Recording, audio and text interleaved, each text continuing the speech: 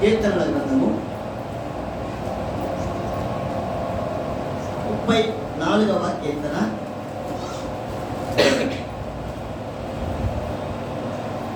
34వ కీర్తన 19వ వచనాన్ని మాత్రమే చదువుకున్నాం. 19వ వచనం, నీతిమంతునికి కలుగు ఆపదలు అనేకములు, వాటి అన్నిటిలో నుండి యెహోవా వానిని విడిపించును. ఇప్పుడు 17వ వచనం చదువుదాం. 17వ వచనం 17:1 నీతిమంతులు మొరపెట్టగా యెహోవా ఆలకించును, వారి శ్రమలన్నిటిలో నుండి వారిని విడిపించును. 18వ వచనం, విరిగిన హృదయము గలవారికి యెహోవా ఆసన్నుడు, నలిగిన మనస్సు గలవారిని ఆయన రక్షించును. ప్రార్థన చేసుకుంటాం. స్తోత్రం నాయన, స్తోత్రం దేవా, సర్వోన్నతుడా, సర్వశక్తిమంతుడా, పరిశుద్ధుడా, మీ ప్రియకుమారుడు మా రక్షకుడు యేసుక్రీస్తు ప్రభు దివ్యనామంలో మీ ఉదయకాల సమయంలో మరొకసారి మీకు వందనాలు ఆయన స్తుతి స్తోత్రాలు చెల్లించుకుంటున్నాం. ఇప్పటి వరకు పాటలు పాడి నిన్ను మహింపరిచిన బిడ్డలు, వాయిద్యములు వాయించిన వారు, చప్పట్లు కొట్టి నిన్ను నైనా స్తుతించిన వారు, అలాగే పాటలు పాడే వారితో కలిసి పాటలు పాడి నిన్ను మహింపరిచిన ప్రతి బిడ్డను జ్ఞాపకం చేసుకొని నిన్ను స్తుతించినందుకు ప్రతిఫలం పరలోకం నుంచి నీ బిడ్డలు దయచేయండి నాయన. చదవబడినటువంటి లేఖనాలలోని అర్థాన్ని పరమార్థాన్ని మాకు తెలియచేయండి. శ్రమల నుంచి మమ్మల్ని విడిపించే దేవుడివి, విరిగిన హృదయం ఉంటే మమ్మల్ని కాపాడే దేవుడు అని, రక్షించే దేవుడు అని సెలవిస్తున్నారు ప్రభు. ఆ మాటలకు ఉండేటువంటి అర్థాన్ని అంతటిని మాకు తెలియచేయండి. మేము మరింత ఆత్మీయంగా బలపడి నిత్య రాజ్యంలో అయా నీ రాజ్యంలో నీ దూతల సమూహములతో కలిసి మేము కూడా నిన్ను స్తుతించడానికి, నేను గణపరచడానికి నీ కృపను మాకు అనుగ్రహించమని అనుకోవడం అయోగ్యుడను, ఏ జ్ఞానము లేనివాడు అయినటువంటి నన్ను నీ శిలువ చాటును మందులు చేసుకుని పరిశుద్ధ ఆత్మదేవ నాతో మాతో మాట్లాడి మమ్మల్ని బలపరిచి నడిపించమని రక్షకుడు విమోచకుడు కాపరి యేసుక్రీస్తు ప్రభు దివ్యనామంలో నిన్నే స్తుతించి ప్రార్థించి అడిగి వేడుకొనుచున్నాము పరమ తండ్రి. కూర్చున్నాము. దేవుని బిడ్డలారా, ఈ మాట దావీదు మహారాజు చెప్తున్నటువంటి మాట. ఈ 34వ కీర్తన 19వ వచనం, నీతిమంతునికి కలుగు ఆపదలు అనేకములు, వాటి అన్నిటిలో నుండి యెహోవా వారిని విడిపించును. విడిపించే దేవుడు మన దేవుడు. మనకి శ్రమ కలిగింది, దాని నుంచి విడిపిస్తాడండి. ఇక్కడ 34వ ఈ కీర్తనలో పైన హెడ్డింగ్లో ఏముందో, పైన హెడ్డింగ్లో రాస్తున్నారు, అది ఒకసారి చదువుకుందాం. దావీదు అబీమెలెకు ఎదుట వెర్రివాని వలె ప్రవర్తించి అతని చేత తోలివేయబడిన తరువాత రచించిన కీర్తన. చూడండి, దావీదు అబీమెలెకు చేతిలో నుంచి తోలివేయబడ్డాడు. దేవుడు విడిపించాడు. అక్కడ దావీదు ఏ విధముగా విడిపించాడు? శ్రమలో ఉన్నాడు, పట్టుకొని వెళ్ళిపోయారు అబీమెలెకు దావీదుని. తీసుకెళ్ళిపోతే అక్కడ బంధించారు. అక్కడ అడుగుతున్నారు, ఏమయ్యా పెద్ద గొల్యాతుని చంపింది నువ్వేనా? దావీదు అంటే నువ్వేనా? 10,000 మందిని చంపావంట, నువ్వు 10,000 కంటే కూడా ఇంకా గొప్పవాడి వంట, నువ్వేనా అంటే దేవుడు అక్కడ అతన్ని విడిపించడానికి అతనికి ఇచ్చినటువంటి ఆలోచన ఏమిటంటే వెర్రివాని వలె, పిచ్చోడు లాగా యాక్షన్ చేశాడంట. అక్కడ ఎంగినంతా ఊసుకున్నాడంట. ఇతను చూసినటువంటి అబీమెలెకు ఇతనేంది గొల్యాతుని చెప్పడం ఏంది, ఆ దావీదు వేరే ఉంటాడులే, ఈ దావీదు వేరేమో, వీడి కూడా దావీదే ఏమోలే, ఇతను కూడా దావీదేలే, అతను వేరే ఉంటాడు, ఇతనేది పిచ్చోడా ఉన్నాడు, ఈ పిచ్చోడేది దావీదుని గొల్యాతుని చెప్పేది, పంపించండి పంపించండి పంపించండి నరిపేశారంట, తోలి వేశారు, అందరూ వేశారు. ఆ శ్రమ లేకపోతే నిజంగా నేనే దావీదుని అని చెప్పుకుంటే దావీదు ఏమైండేది? నేనే దావీదుని, గొల్యాతు చెప్పింది నేనే అంటే ఏమవుతుంది? అక్కడ ఏమవుతుంది చెప్పండి? అంతమంది సైన్యం ఉన్నారు. అభిమేలకు రాజు ఉన్నాడు. ఆ రాజ సంస్థానంలో అందరూ ఉన్నారు, సైనికులందరూ కూడా. ఒక్కడే చిక్కిపోయాడు. ఏం చేస్తారు అప్పుడు? దావీదు ఏం చేస్తారంటే, రే వీడారంట దావీదు అంటే మన తెలివి, మన గర్వం, మనం అన్ని పక్కన పెట్టేసుకోవాలి అనుకుంటారు. నేనే గొప్ప, నాకన్నా ఇచ్చిన వాడు లేడని అనుకోకూడదు. దేవుడికి మన ప్రతి పని అప్పగిస్తే ఆయన నడిపించుకుంటాడు మనని.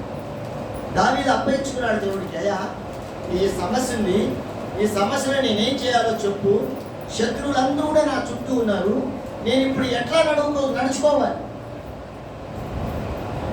అని అడిగినప్పుడు దావీదుకి దేవుడు ఇచ్చినటువంటి ఆలోచన పిచ్చోడు అధ్యక్షం చేయరా ఆయన తలపించాడు. ఆ తలపు ప్రకారంగా జరిగించాడు. అందుకనే ఆ నీతిమంతుడు ఆయన. ఎందుకంటే నీతిమంతుడు అంటే దేవుని నమ్మిన వారు అని. అబ్రహాం దేవుని నమ్మేనో అది నీతిగా ఎంచబడినో అని రాశాడు. కాబట్టి నీతిమంతుడికి అందరికీ కూడా మొరపెట్టుకుంటే దేవుడు వారిని విడిపిస్తాడట ఆ శ్రమలో వచ్చి. హల్లెలూయా. ప్రతి శ్రమలో విడిపిస్తాడు. దానియేలు గ్రంథంలోకి వెళ్తే షద్రక్ మెషక్ అబేద్నెగోలని దేవుడు విడిపించాడు ఆ శ్రమలో వచ్చి. వాడు నీతిమంతులు, దేవుడిని నమ్మారు. అందుకనే మా బొమ్మకి సాష్టాంగ పడు అనగానే వాడు పళ్ళ వద్దయ్యా, మా దేవుడు గొప్పడు, మా దేవుడు విడిపించగల సమర్థుడు ఆయన. ఒకవేళ ఆయన విడిపించలేకపోయినా ఆయనే మాకు దేవుడు.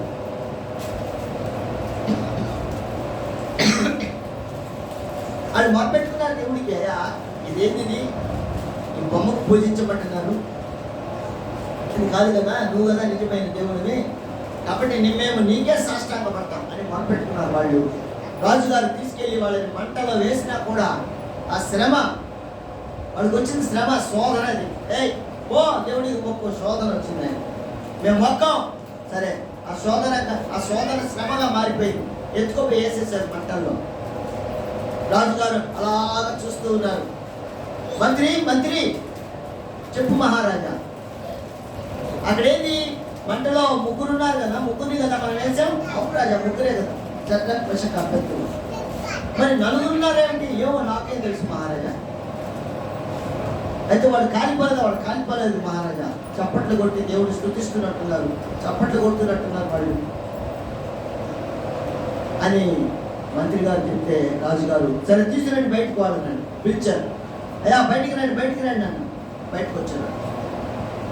ఆ నాలుగో వారు ఎవరయ్యా? యెహోవా దేవుడు వాళ్ళకి తోడుగా ఉన్నాడు, విడిపించాడు ఆ శ్రమలో వాళ్ళకి. యెహోవా దేవుడు మనల్ని విడిపించడానికి, మనం నీతిమంతులుగా దేవుని యందు విశ్వాసం ఉంచి, నమ్మకం ఉంచి, ఆయన్ని తెలుసుకొని, ఆయన అర్థం చేసుకొని మనం నడిస్తే ఆయన వెంట నీ ప్రతి శ్రమ నీకు ఆశీర్వాదంగా మారుతుంది. దేవుడు రెండింతల ఆశీర్వాదం. యోబు కలిగిన ప్రతి శ్రమలో కూడా దేవుడు విడిపించాడు. యోనా మాట విన్నా శ్రమ పడిపోయాడు, శోధనలో పడిపోయాడు, శ్రమలు వచ్చేసి చేప కడుపులో గెలిపాడు. 3 రోజులు ఉన్నాడు లోపలే. అర్థం చేసుకున్నాడు దేవుడిని. అరే నా దేవుడికి అయిష్టమైన కార్యం నేను చేశానే, ఆయన చెప్పిన పని చేస్తుంటే నాకు ఇది రాదు కదా అనుకొని ఆ చేప కడుపులో వచ్చి మొరపెట్టుకున్నాడంట. 3 దినాలు మొరపెట్టుకున్నాడు ఆయన. వెంటనే దేవుడు ఆ మొరను ఆలకించి, సరే నన్ను నమ్మాడు, నన్ను నమ్ముకున్నాడే, కానీ నా మాట వినలా, అందుకే శ్రమ వచ్చింది, ఇప్పుడు ఆ శ్రమ నుంచి నేను విడిపిస్తాను అని చేపకి మళ్ళీ చెప్పాడు. చేప పోయి మళ్ళీ విడిపించుకో, నేనే మీ దగ్గర అన్నాడు. ఆయన చేప పట్టుకుని తర్షీషు దగ్గర ఆ పోతూ ఉంటే అక్కడ పట్టుకున్నారు. ఆ నీళ్ళలో పట్టుకునేసి వెళ్ళిపోయి వేసేస్తే సముద్రంలో అక్కడ పట్టుకుని తీసుకొచ్చి నేనే దగ్గర తీసుకొచ్చేది. ఇటు పోయే చేప ఇటు పోతుండే పడవకి ఎక్కడో పడిపోతే నీళ్ళలో వేస్తే అక్కడి నుంచి ఆయన పట్టుకొని తీసుకొచ్చి నేనే పట్టడం దగ్గర వదిలిపెట్టేసి. దేవుని బిడ్డలారా, దేవుని కృప మనకి కావాలంటే మనం నీతిమంతులుగా ఉండాల్సిందే. హల్లెలూయా. పూర్తి విశ్వాసం ఉండాలి ఆయన మీద. పడిపోయాం, ఇబ్బందులు వచ్చాయి, కష్టాల్లో ఉన్నాం, బాధల్లో ఉన్నాం, అయినా కూడా దేవుడిని విడిచిపెట్టకూడదు. నాకెందుకు వచ్చింది, నేను ప్రార్థన చేసుకుంటాను కదా, నేను ఉపవాసం ఉంటాను కదా, నేను అది కదా, నేను ఇది కదా, తీసి పక్కన పెట్టేయాల్సిందే. నీకు వచ్చిన శ్రమ నిన్ను ఆశీర్వదించడానికే. హల్లెలూయా. నిన్ను బలపరచడానికే, ఆత్మీయంగా వృద్ధి చెందించడానికే. దావీదుకు కలిగిన శ్రమల గురించి మనం ఆలోచన చేస్తే ఎన్నో. యోసేపుకు వచ్చిన శ్రమలు చూస్తే ఎన్నో శోధనలు వచ్చాయి. ఆ పొత్తెఫరు భార్య రా రా నా దగ్గరికి రా అనిపించింది. వద్దు, శోధనలో పడకుండా, ఇబ్బంది పడకుండా ఆయన తప్పించుకున్నాడు, దేవుడి మీద ఆధారపడ్డాడు కాబట్టి. అందుకనే దేవాది దేవుడు ఆయన పక్షాన ఉన్నాడు. అందుకనే రాజు తర్వాత రాజంతటి వాడిని చేయగలిగాడు. దేవాది దేవుడు విడిపించి ఆయన శ్రమ నుంచి చెరసాలలో వేశారు, తీసుకొచ్చాడు బయటికి, విడిపించాడు చెరసాల నుంచి. చేస్తాననేటువంటి సహాయం చేయలా. ఇద్దరిని లోపలేశారు యోసేపుతో పాటు. ఆ ద్రాక్ష రసం పోసే వాళ్ళిద్దరు అనగా వాళ్ళిద్దరికి కళ వచ్చింది. ఆ కళ చెప్పాడు యోసేపు.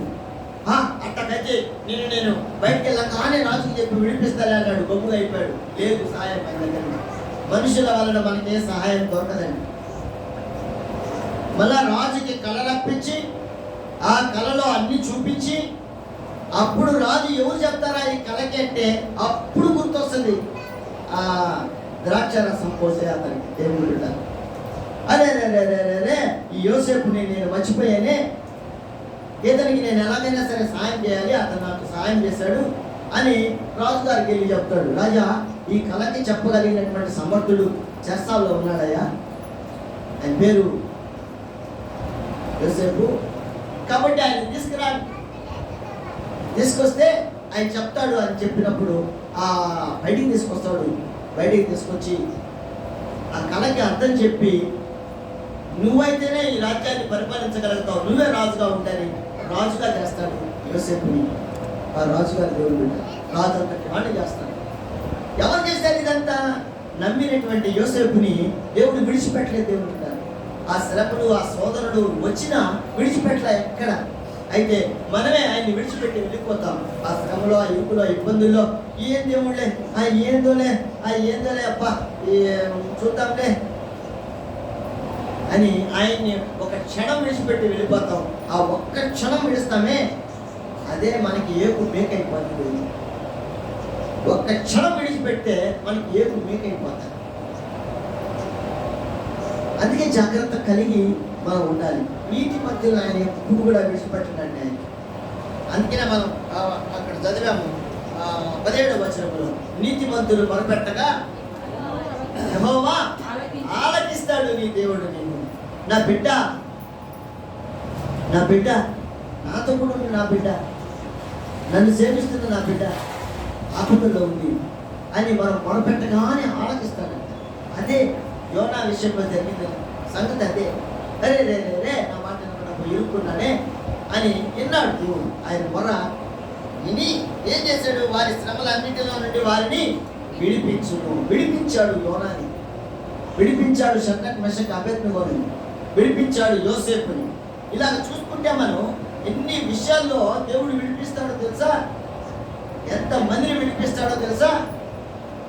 అందరినీ విడిపించే దేవుడు. నిన్ను నన్ను ఎందుకు విడిపించాడు? ప్రతి శ్రమలో, ఇరుకులో, ఇబ్బందులు. అయితే మొరపెట్టే విధానంలోనే ఉంది అంతా దేవుడు. ఆయన మాట విని ఆయన చెప్పినట్లుగా మనం కూడా మొరపెట్టుకునే విధానంలోనే, ఆయనకు మనం విన్నవించుకునే విధానంలోనే అంతా ఉంది.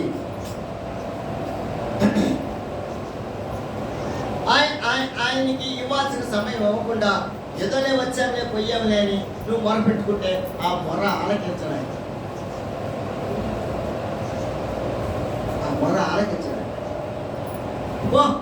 దూరంగా పో అంటే నీ హృదయం నాకు తెలుసులే, నీ హృదయం నాకు తెలుసు, పో దూరంగా. అందుకే అంటాడు, వాళ్ళు పెదవులతో శుద్ధిస్తారు కానీ వారి హృదయం నాకు దూరంగా ఉంది అంటాడు దేవుడు. వారు దూరంగా ఉన్నారయ్యా, దూరంగా ఉన్నారు. వాళ్ళ హృదయం దూరంగా ఉంది. హృదయం ఎక్కడో పెట్టి వస్తారంట, పెదవులతో మాత్రం శుద్ధిస్తారంట దేవుడు. కాబట్టి మన హృదయం ఎక్కడికి మనం కూడా ఆలోచన చేసుకోవాలి. దేవుడిని స్తుతించడానికి వస్తున్నానా, ఆరాధించడానికి వస్తున్నానా, లేకపోతే ఏ విషయంలో నేను వస్తున్నాను? ఏదో పోకపోతే ఏదో అయిపోతే నేను వస్తున్నానా? లేకపోతే దేవుడు గడిచిన వారమంతా నాకు చేసిన మేలు బట్టి దేవుడిని స్తుతించి కనపరిచి ఆయన మహింపరచడానికి మందిరానికి వస్తున్నానా అని మనం ఆలోచన చేసుకోవాలి. మనం లేఖనాల్లోకి వెళ్ళి గమనించినప్పుడు అనేక విషయాలు దేవుడు ఆత్మదేవుడు పరిశుద్ధాత్మదేవుడు మనతో మాట్లాడతాడు, మనల్ని బలపరుస్తాడు. అందుకే ఆయన మన వెంటే ఉంటాడంట, మన ఆత్మతో మాట్లాడుతూ ఉంటాడంట, హెచ్చరిస్తూ ఉంటాడు. అనేక మనం ఎక్కడికన్నా వెళ్ళినప్పుడు వాక్యం మనకి ఎదురుపడుతుంది, వాక్యం కనిపిస్తుంది. ఎందుకు కనిపిస్తుంది వాక్యం? ఎక్కడో ఉంటుంది వాక్యం, దేవుడి వాక్యం మనకి ఎందుకు కనిపించింది? ఆ సమయంలో దేవుడు ఎందుకు చూపించాడు ఆ వాక్యాన్ని? మనల్ని బలపరచడానికి, మన మార్గం మార్చడానికి చూపిస్తాడు అక్కడ వాక్యాన్ని. ఆ వాక్యం చూసి అర్థం చేసుకుని అరే మామూలుగా వెళ్తుంటే ఈ వాక్యం కనిపించిందే అని వెంటనే ప్రభుతో ఒక మనం చేసుకోవాలి. ప్రభువా, నేను వెళ్తున్నాను, నాకు ఈ వాక్యాన్ని చూపించావు కదా, ఏంటి నాయన ఎలా చేయమంటావు అని నువ్వు అడిగితే దేవుడు వెంటనే పరిష్కారం చూపిస్తాడు. ఒకవేళ పోవాల్సి ఉంటే పో అంటాడు, ఆగు అంటే ఆగు అంటాడు. ఆగమన్నప్పుడు ఆగిపోవాల్సింది. మాట్లాడతాడు మాతోటి, ఆగమని చెప్తాడు దేవుడు బిడ్డ. నువ్వు ఆయన పక్షాలు ఉంటే, ఆయన మొరపెట్టుకుంటూ ఉంటే, నువ్వు నమ్మితే నీతో మాట్లాడతాడు దేవుడు. నువ్వు నమ్మకపోతే ఉదయాన్ని దూరంగా వచ్చితే నీతో ఎందుకు మాట్లాడతాడు, నాతో ఎందుకు మాట్లాడతాడు, ఎవరితో మాట్లాడతాడు. మోషే అరణ్యంలో ప్రయాణం చేసేటప్పుడు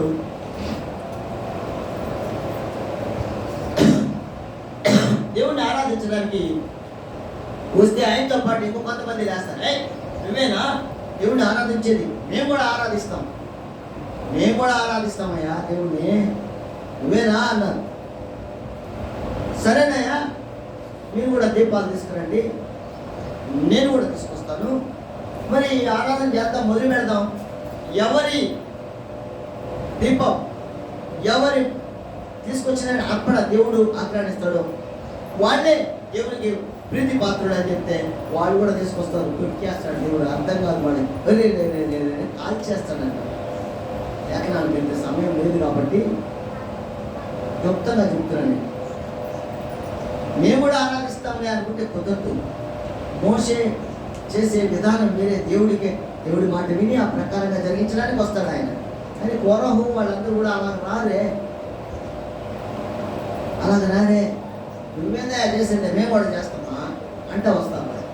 అలా ఉండకూడదు మన ఆరాధన అర్పణ దేవుడి.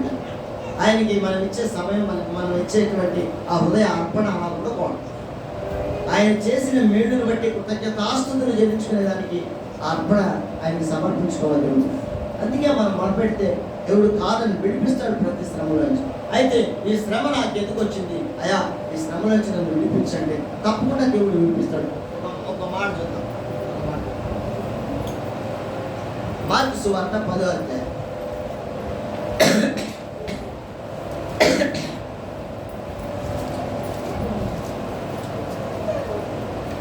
విడిపించే దేవుడా, విడిపించని దేవుడా? మనం ఆయన పక్షాన్ని ఉంటే ఆయన కూడా మన పక్షాన్ని ఉంటారు అనుకుంటాడు. ఆయన పక్షాన్ని మనం లేకపోతే ఆయన కూడా మన పక్షాన్ని ఉంటాడు.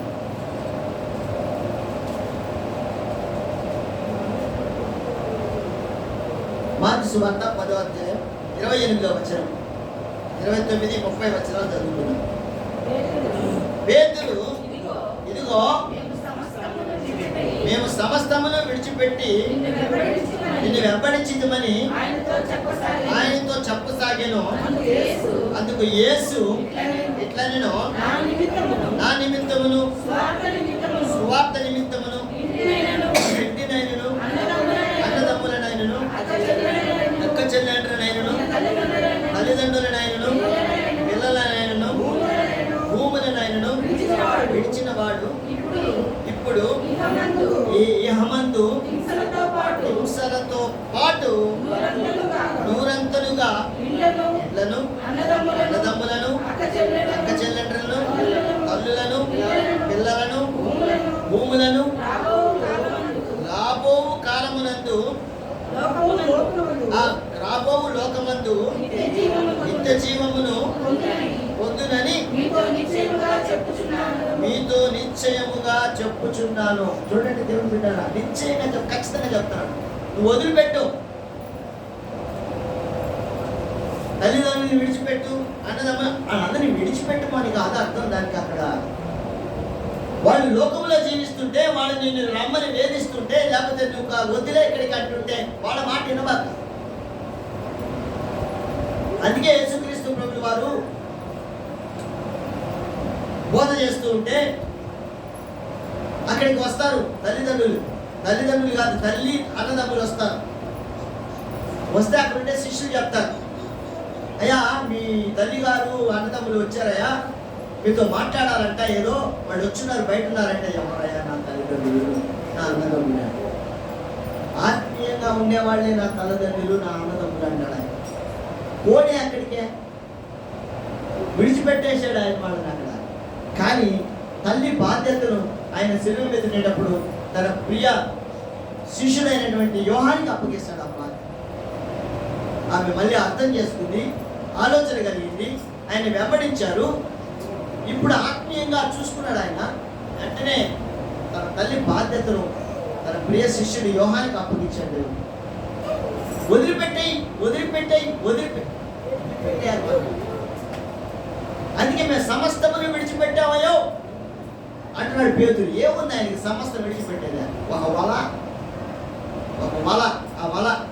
ఆ వలే ఉండేది ఆయన దగ్గర, చేపలు పెట్టే వల. ఆ వల లేకపోతే ఆయనకి జీవనం సాగదు. అందరూ అంతే, యోహాను, యాకోబు, వీళ్ళందరూ వలలు పట్టే చేపలు పెట్టేవాళ్ళే. ఇంకొక ఆయన వీడు భక్తిలోమై, ఆయన కాడే ఉంది వదిలిపెట్టడానికి పట్ట, కూర్చునే పట్ట, అవి వదిలిపెట్టేశారు. కానీ ఆ పట్ట ఆయనకి చివరాధారం.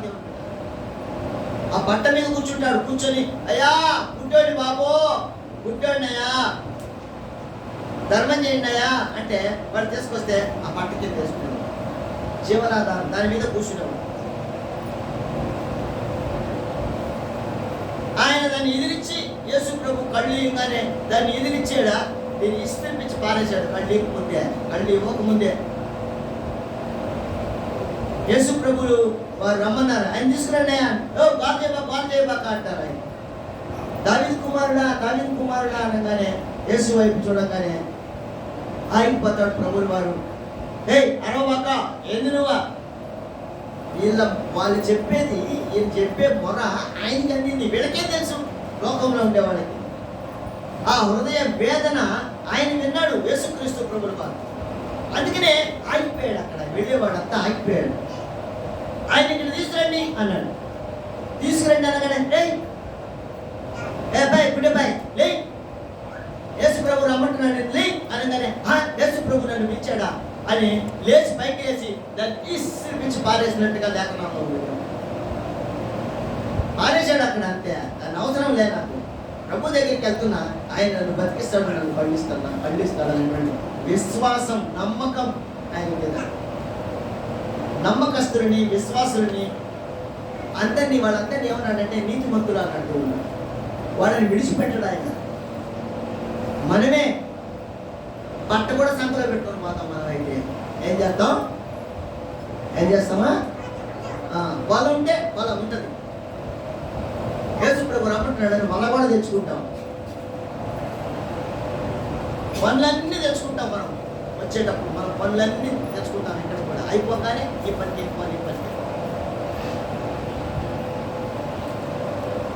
కాదంటారా? ఒకసారి ఆలోచన చేయండి.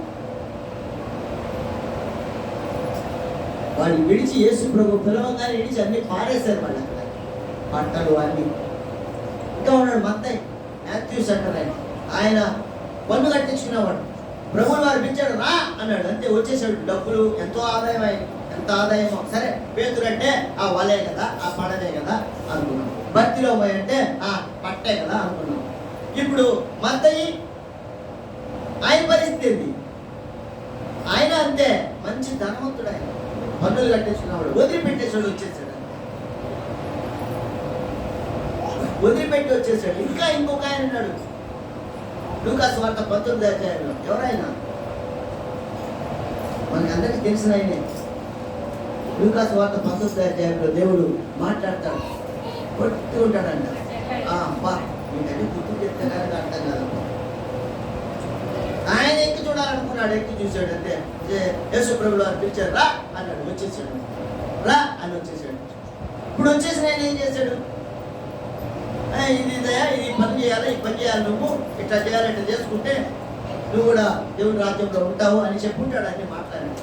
అలాగే ప్రభా అన్నీ నేను ఇచ్చేస్తాను నాయన, ఇచ్చేస్తాను ప్రభా అన్నాడు. అన్నీ మొత్తం ఏమేం చేస్తాడో అన్నీ వదిలిపెట్టేశాడు. డబ్బులు ఉండే డబ్బు అంతా ఇచ్చేసాడు. అందరు రే తీసుకోపడ్రా నాకు పడలేదు, నీ డబ్బా తీసుకోపండి. నేను ప్రభా నేను ఎవరి దగ్గర తీసుకున్నాను వాళ్ళకి 3 ఇంతలు 4 ఇంతలు 8 ఇంతలు కావాలంటే 2 ఇంతలు ఇదిగో ధర్మశాస్త్రంలో ఏ రాబడింది ఆ ప్రకారంగా ఇచ్చేస్తానయ్యా అన్నాడు. సరే ఇచ్చేయ్యా అన్నాడు. అన్నీ ఇచ్చేసాడు. అన్నీ మొత్తం. ఇంకొక ఆయన వచ్చాడంట ధనవంతుడు. ఒక ఆయన ప్రభుల వారి దగ్గరికి, అయ్యా నిత్య జీవం పొందుకోవాలంటే నేనేం చేయాలా? అన్నీ చేయమయ్యా, అన్ని ఆజ్ఞలు అన్నీ చెప్పాడు అని. ఓయమ్మ నేను చిన్నప్పటి నుంచే చేస్తున్నాను అంటే నీ దగ్గర పదవుగా ఉంటుంది నీళ్ళు అంటే ఏముంది నాలో ఇంకా పదవ ఆ డబ్బు ఉందే అది వదిలిపెట్టేసరా అంటే ఓయమ్మ డబ్బు అన్నాడు ఆయన. జక్కయ్య యేసు ప్రభు చెప్పకముందే ధర్మశాస్త్రంలో చదువుకొని వెంటనే ఆచరించాడు. అది అంతే. ఆయనే చెప్పాడు, యేసు ప్రభుకి ఆయనే చెప్పాడు, అయ్యా ప్రభు నేను ఇచ్చేస్తా ప్రభు అందరికి. అక్కడ మాత్రం ప్రభువుల వారు ఏం చెప్పారు, నీ తనాన్ని విడిచిపెట్టు అన్నాడు. ప్రభువుల వారు చెప్తే కూడా ఆయన విడిచిపెట్టాల. మనం అంతే, ఎంత చెప్తున్నా దేవుడు చెప్తున్నా మనం విడిచిపెట్టడం అండి. అవన్నీ కూడా ఆదాయాలు వచ్చి అన్ని మనం ఏం విడిచిపెట్టాం. మనం అంతే యథార్థం దేవుడు పెట్టాలి. ఆదాయాలు వచ్చి ఏమన్నా ఉంటే దేవుడిని విడిచిపెట్టి వచ్చేద్దాంలే వచ్చే పోయింది అనుకోని రాము జక్కయ్య. ఇదిగో ఇంకొక ధనవంతుడు అన్నాడే, అబ్బో బాబోయో మాకు పని పంపుతాడు, లేకపోతే మాకు డబ్బు రాపుతాడు. దేవుడు పిల్లలారా మనం ఇచ్చేది ఏమి ఇస్తామో అదే పుచ్చుకుంటాం. మనం ఏది ఇస్తామో అదే మళ్ళీ మనం కలిగి ఉంటుంది. మనకు దేవుడు ఇస్తాడు. కాబట్టి మన హృదయాన్ని పూర్తిగా ఆయనకి ఇస్తే ఆయన హృదయం కూడా మనకిస్తాడు. ఆయన ప్రణాళికలన్నీ మన పట్ల నెరవేరుస్తాడు. దేవుడు పిలిచిన పిలుపుకు తగ్గినట్లుగా ఆయన కూడా నెరవేరుస్తాడు. అన్ని పెద్ద పెళ్లి చేస్తున్నారండి. ఇంతకు కూడా చెప్పాను ఒకసారి, కానీ మళ్ళీ ఇంకోసారి చెప్తాను. బాగా బ్రహ్మాండంగా పెద్ద కార్ట్లు వేసేవాడు. పెద్ద కార్ట్లు వేసి పెళ్లికి రండి అని పిలిచారు అందరినీ. అందరూ వచ్చేసారు. గుప్పులుగా వచ్చేసారు పెళ్లిళ్ళకి. అందరూ అంతా వేసేసారు. షాంపానాలు వేసుకున్నాయి, పాలలు వేసేసారు, అన్నీ పెట్టేసుకున్నారు. కూర్చోండి అందరికీ పెడతామన్నారు. అందరికి కూర్చునేదానికి అందరూ కూర్చునేసారు. అబ్బా పెద్ద ఆయన మరి ఉంటాయి. మనం ఏమనుకుంటాము, అంతమందిని పిలిచి అంత పెడితే ఎట్లా ఉంటాయి భోజనాలు అనుకుంటాం మనం. ఏమండి ఏం చెప్పాలి, మేము అంటే పెళ్ళిళ్ళకి పోతే ఎట్లుంటాయి భోజనాలు ఏమనుకుంటాం మన మనసులో ఏమనుకుంటాము. మరి పెడతారు అందరిని పిలిచారు. ఊరంతా పెద్ద కాట్ వేసిన ఆయన మరి భోజనం కూడా ఎంత ఉంటుందో అనుకుంటాను కదా. అందరినీ కూర్చోబెట్టి చిన్న ప్లేట్లు మన కేక్ పెట్టుకుంటామే, ఆ కేక్ పెట్టిన ప్లేట్ పెట్టి సాల్ట్ బిస్కెట్ ఒకటి పెట్టి బ్రహ్మాండంగా సంతోషంగా పంచేయండి అన్నాడు అనుకో. ఎట్లుంటుంది మనకి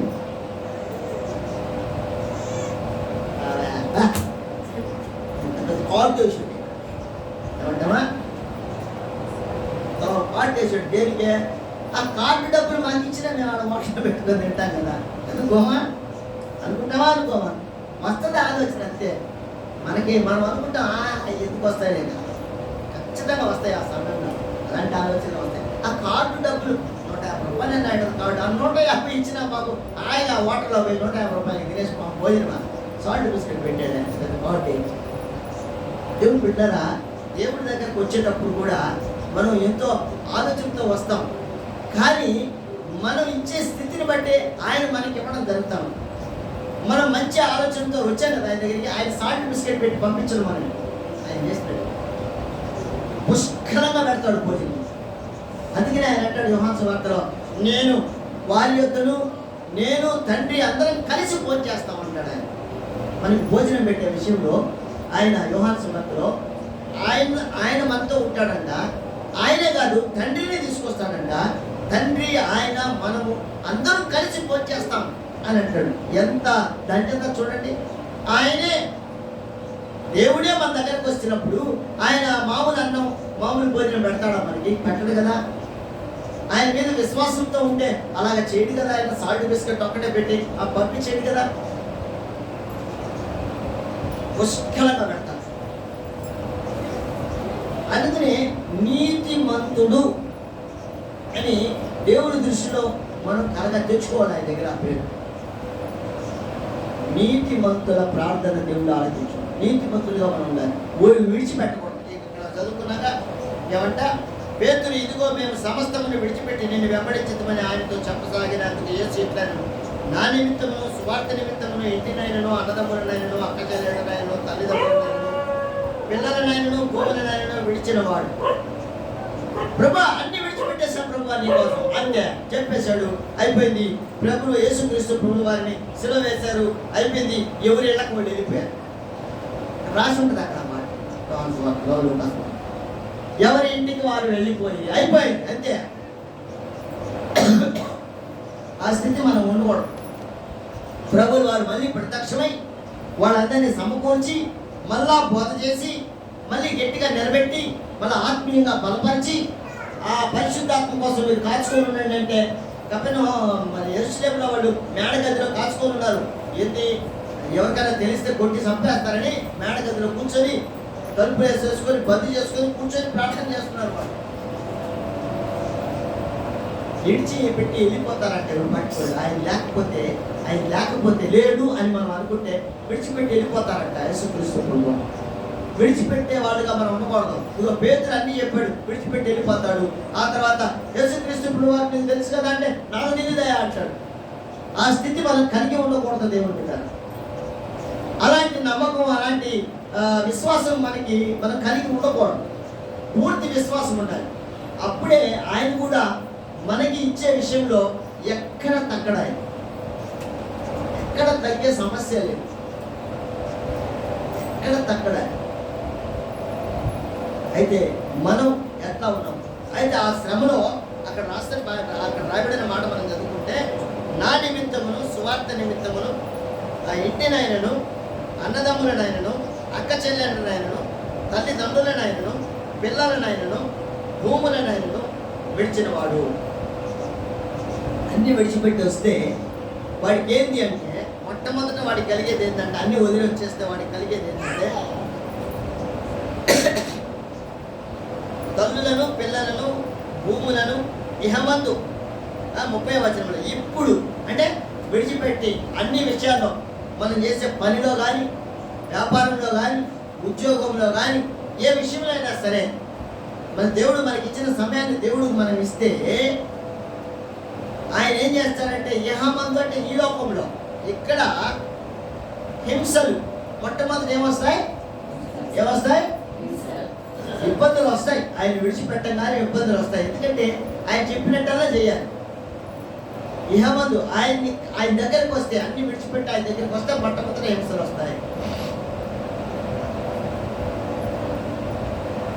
ఉద్యోగం చేసుకుంటున్నాం, పోలేదు, ఆ సమయానికి ఆయన దగ్గరికి వచ్చాం, మనకి శోధన వస్తుంది. ఏమయ్యా పనికి రమ్మంటే రాలేదు, నువ్వు ఎలా చేస్తున్నావు? లేదండి నేను మందిరానికి వెళ్ళాలి. మందిరానికి వెళ్ళాలంట. సరేలేరా వదిలిపెట్టారు ఆయన. రెండో వారం ఇంకో వారం చూస్తాడు, 2 వారాలు చూస్తాడు. సరేలే మామూలుగా వస్తా ఉన్నారు కదా, ఆదివారం ఒక్కటే కదా, పోనీలే చేసుకొనిలే. ఏం చేస్తాం మనం? పని చేస్తూ ఉన్నారు, బాగా పని చేస్తున్నారు, నమ్మకంగా చేస్తున్నారు. ఆదివారం కావాలంటున్నారు, ఇచ్చేద్దాంలే, అప్పటి అట్టే చేసుకోకపోండి, ఆరాధన చేసుకో. ఆదివారం రాబడలేదు లేండి, చర్చికి వెళ్ళండి, మీరు యేసు ప్రభువుని కోచుకోకపోండి, మిగతా రోజులన్నీ రండి. మన నమ్మకత్వాన్ని బట్టి దేవుడు మనకి వారి దగ్గర నుంచి ఆ విడిపించి ఆ శ్రమలో నుంచి మనకి ఆ ఆదివారాన్ని మనకిస్తాడు. హల్లెలూయా. ఆ హృదయం మనకుంటే, ఆ అడిగే విధానం మనకుంటే, ఆ మొర పెడితే, అలా లేకపోతే చేయడే. నీకు హృదయం లేకపోతే దేవుడు మాత్రం ఏం చేస్తాడండి? ఏం చేయలేడు కదా. మనకంటూ హృదయం ఉంటే ఆయన విడిపిస్తాడు ఆ శ్రమలో వచ్చి, ఆ హింసలో వచ్చి. అందుకనే యెహోవాకు శ్రమలు వస్తాయి, శోధనలు వస్తాయి, హింసలు వస్తాయి. అయినా కూడా ఆ తరువాత ఏమంట, హింసలతో పాటు హింసలతో పాటు ఇంకేమొస్తాయి? నూరంతలుగా ఇండ్లు కూడా వస్తాడంట. ఇంట్లో ఒక ఇల్లు వదిలిపెట్టావు కదా, వాళ్ళ ఇల్లుగా నీకు ఇస్తాడు. ఇండ్లను, అన్నదమ్ములను, అక్క చెల్లెండ్లను, తల్లులను, పిల్లలను, భూములను, రాబోవు లోకమందు నిత్య జీవమును పొందునని. అదండి మా నాన్న అడిగాడు నన్ను. మా అమ్మకు తెలియదు ఆ సంగతి. మా చెల్లెలి ఇంట్లో జరిగింది సందర్భం. ఆడ కొట్టారు పప్పు నీళ్ళలో మమ్మల్ని, సువార్త నిమిత్తం కొట్టారు. మాకు హింసలు వచ్చాయి. సువార్త చేస్తూ ఉంటే పప్పు నీళ్ళలో పోయి చేస్తూ ఉంటే పాట పాడుతూ ఉన్నాం, యేసుక్రీస్తు ప్రభువు పాట. ఒకరి గుర్తు రాదు నాకు. పాట పాడుతూ ఇంకొక బ్రదరు డక్కి కొడుతున్నాడు. ఆ డక్కి నేను పట్టుకోండా, డక్కి పట్టుకుంటే ఆయన కొడతా ఉన్నాడు.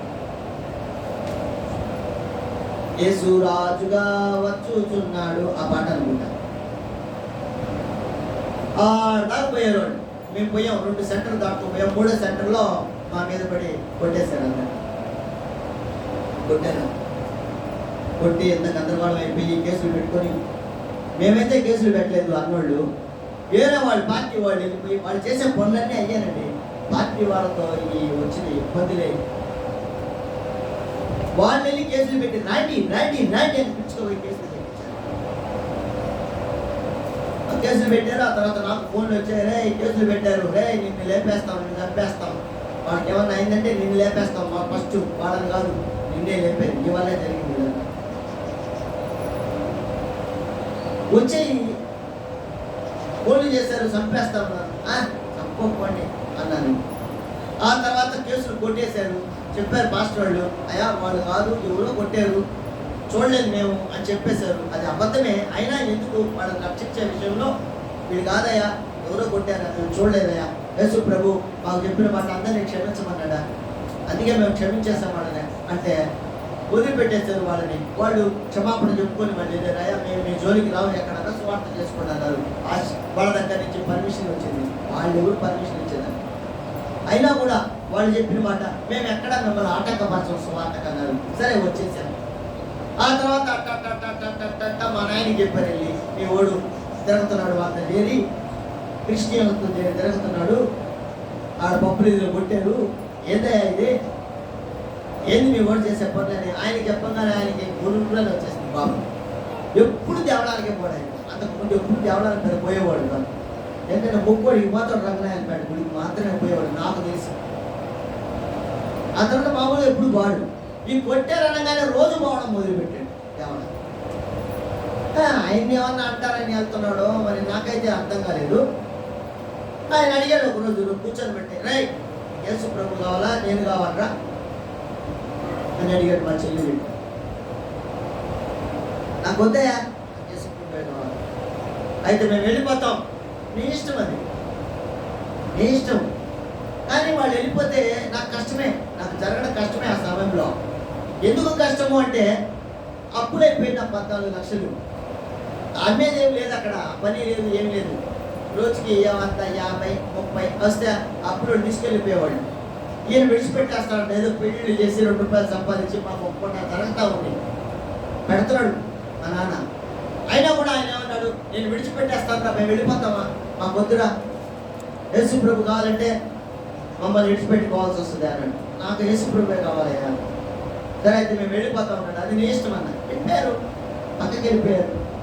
ప్రభువుని అడిగా, ఏందయ్యా తల్లిదండ్రులని సన్మానించమన్నావు, తల్లిదండ్రుని ఆదరించమన్నావు, మరి నాకు వీళ్ళు వెళ్ళిపోతామంటే నాకు ఈ శ్రమలో ఈ హింసల్లో ఇప్పుడు ఇది జరుగుతుంది కదా అంటే ప్రభువు వారు చెప్పిన మాట, నువ్వు నా స్వకీయ జనాంగం, నువ్వు రా బయటికి, వాళ్ళ సంగతి కావాలని నేను చూసుకుంటానే, మరి నువ్వు రా బయటికి రా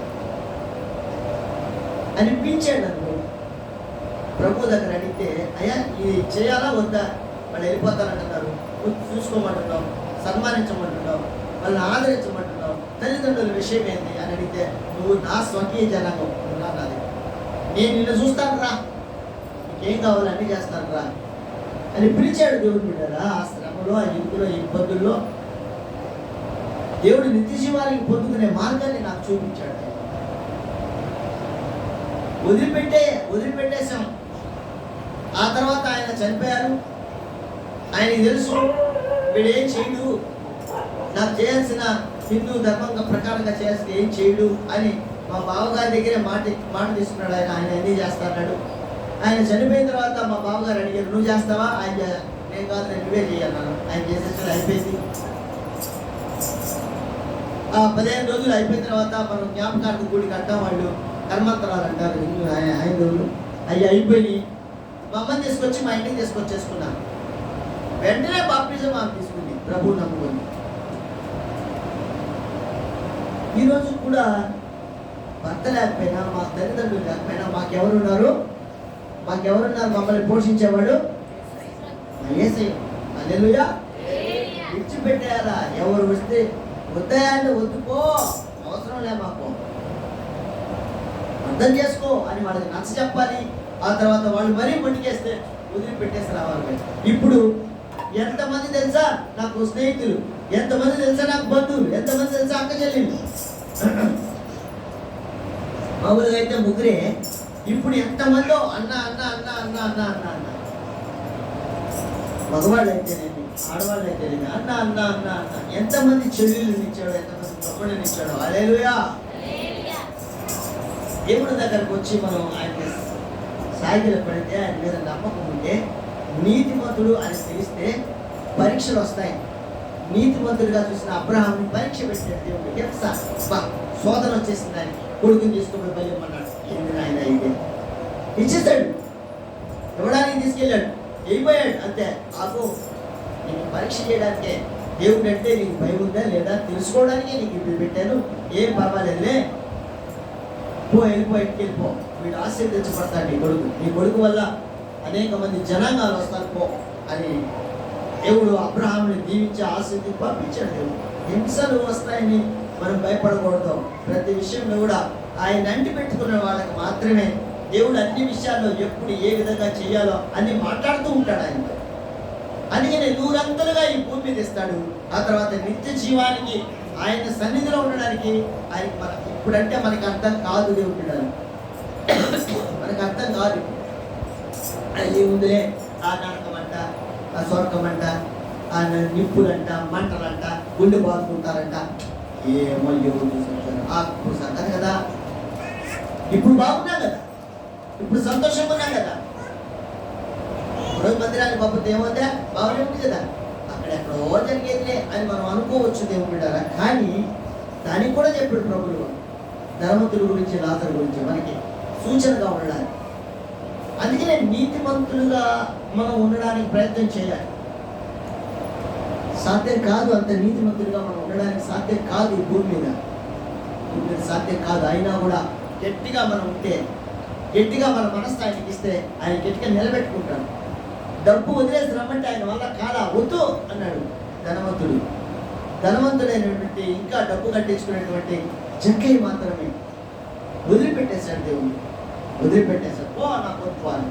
ఎప్పుడైతే విడిచిపెడతామో లోకంలో ఉండే అన్నీ కూడా, తప్పకుండా ఇతను కూడా నీతిమంతుడే అన్నాడు. లూకాసు వార్త 19వ అధ్యాయంలో 10వ వచనంలో.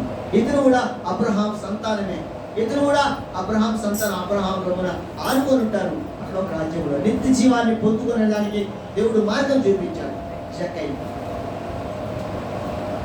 కాబట్టి మనం ప్రతి విషయంలో కూడా మనకి శ్రమలు వచ్చాయి, శోధనలు వచ్చాయి, ఇరుగులు వచ్చాయి, ఇబ్బందులు వచ్చాయి, మనం భయపడకూడదు. చూడండి, కొరింథీయులకు రాసిన 2వ పత్రిక 11వ అధ్యాయం. ఎన్ని శ్రమలో పౌలు గారికి, 1, 2 ఎన్ని వచ్చాయోనండి. అన్ని శ్రమల్లో కూడా విడిచిపెట్టలేదు దేవుడు. మనమైతే ఉండగలుగుతామా? విడిచిపెట్టేస్తాం. ఆ వద్దులే, ఆ దేవుడు వద్దులే, ఏం దేవుడా ఇన్ని చేసినాడు, మాకేం దేవుడు, మాకేం మేలు చేశాడు దేవుడా అనుకుంటాం మనం. కొరింథీయులకు రాసిన 2వ పత్రిక 11వ అధ్యాయం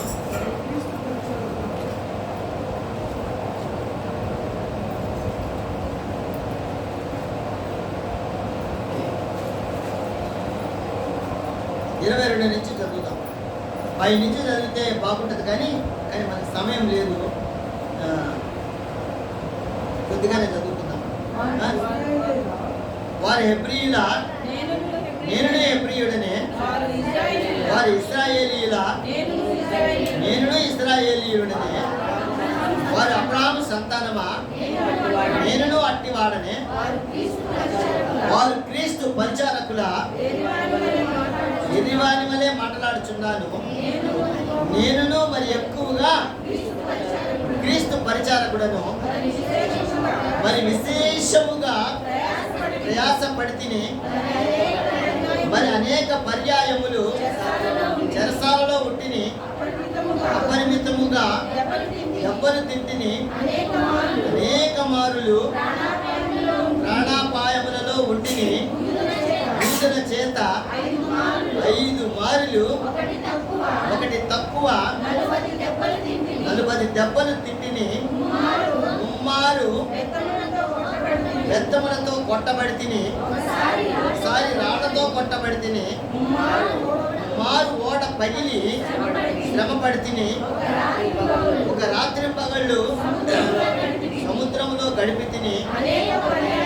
అనేక పర్యాయములు ప్రయాణములలోను, నదుల వలనైన ఆపదలలోను, దొంగల వలనైన ఆపదలలోను, నా స్వజనుల వలనైన ఆపదలలోను, అన్య జనుల వలనైన ఆపదలలోను, పట్టణములో ఆపదలలోను, అరణ్యములో ఆపదలలోను, సముద్రములో ఆపదలలోను, కపట సహోదరుల వలని ఆపదలలోను ఉండిని. ప్రయాసముతోను కష్టములతోను తరచుగా జాగరణములతోను ఆకలి దప్పులతోను తరచుగా ఉపవాసములతోను చలితోను దిగంబరత్వంతోను ఉండిని. ఇంకనూ చెప్పవలసినవి చూడండి. ఇన్ని ఉన్నా, ఇన్ని శ్రమలో ఎక్కడికి వెళ్ళినా అడుగు తీసి అడుగు పెడితే ఆయనకి శ్రమ, బాధలే. అడుగు తీసి అడుగు పెడితే సముద్రంలో పోతే సముద్రంలో తుఫాన్లు, నదుల్లో ప్రయాణం చేస్తుంటే నదుల్లో కొట్టుకొని పోవడాలు, దొంగలు మళ్ళీ ప్రయాణం చేస్తుంటే మధ్యలో సముద్రంలో వెళ్తుంటే దొంగలు కొడతారు, సముద్రం దొంగలు వాళ్ళు వచ్చి కొట్టేవాడు. ఇవన్నీ కాకుండా 28వ వచనంలో చూడండి, ఇవి నీవు గాక సంఘములన్నిటినీ కూర్చిన చింతయు కలదు. ఈ భారము దినము దినమును. చూడండి, ఆ బాధలు కాదు ఆయనకి కావాల్సింది. అయ్యో జాగ్రత్త ఉన్నానే, అయ్యో ఉపవాసం ఉన్నానే, అయ్యో ఆకలి ఉంది, ఆకలి లేదే, ఆకలిగా ఉంది, ఎంత అన్నం లేదే అని ఈ బాధ కాదు ఆయనకి కావాల్సింది. ఇది కాదంట ముఖ్యంగా ఆయనకు కావాల్సింది.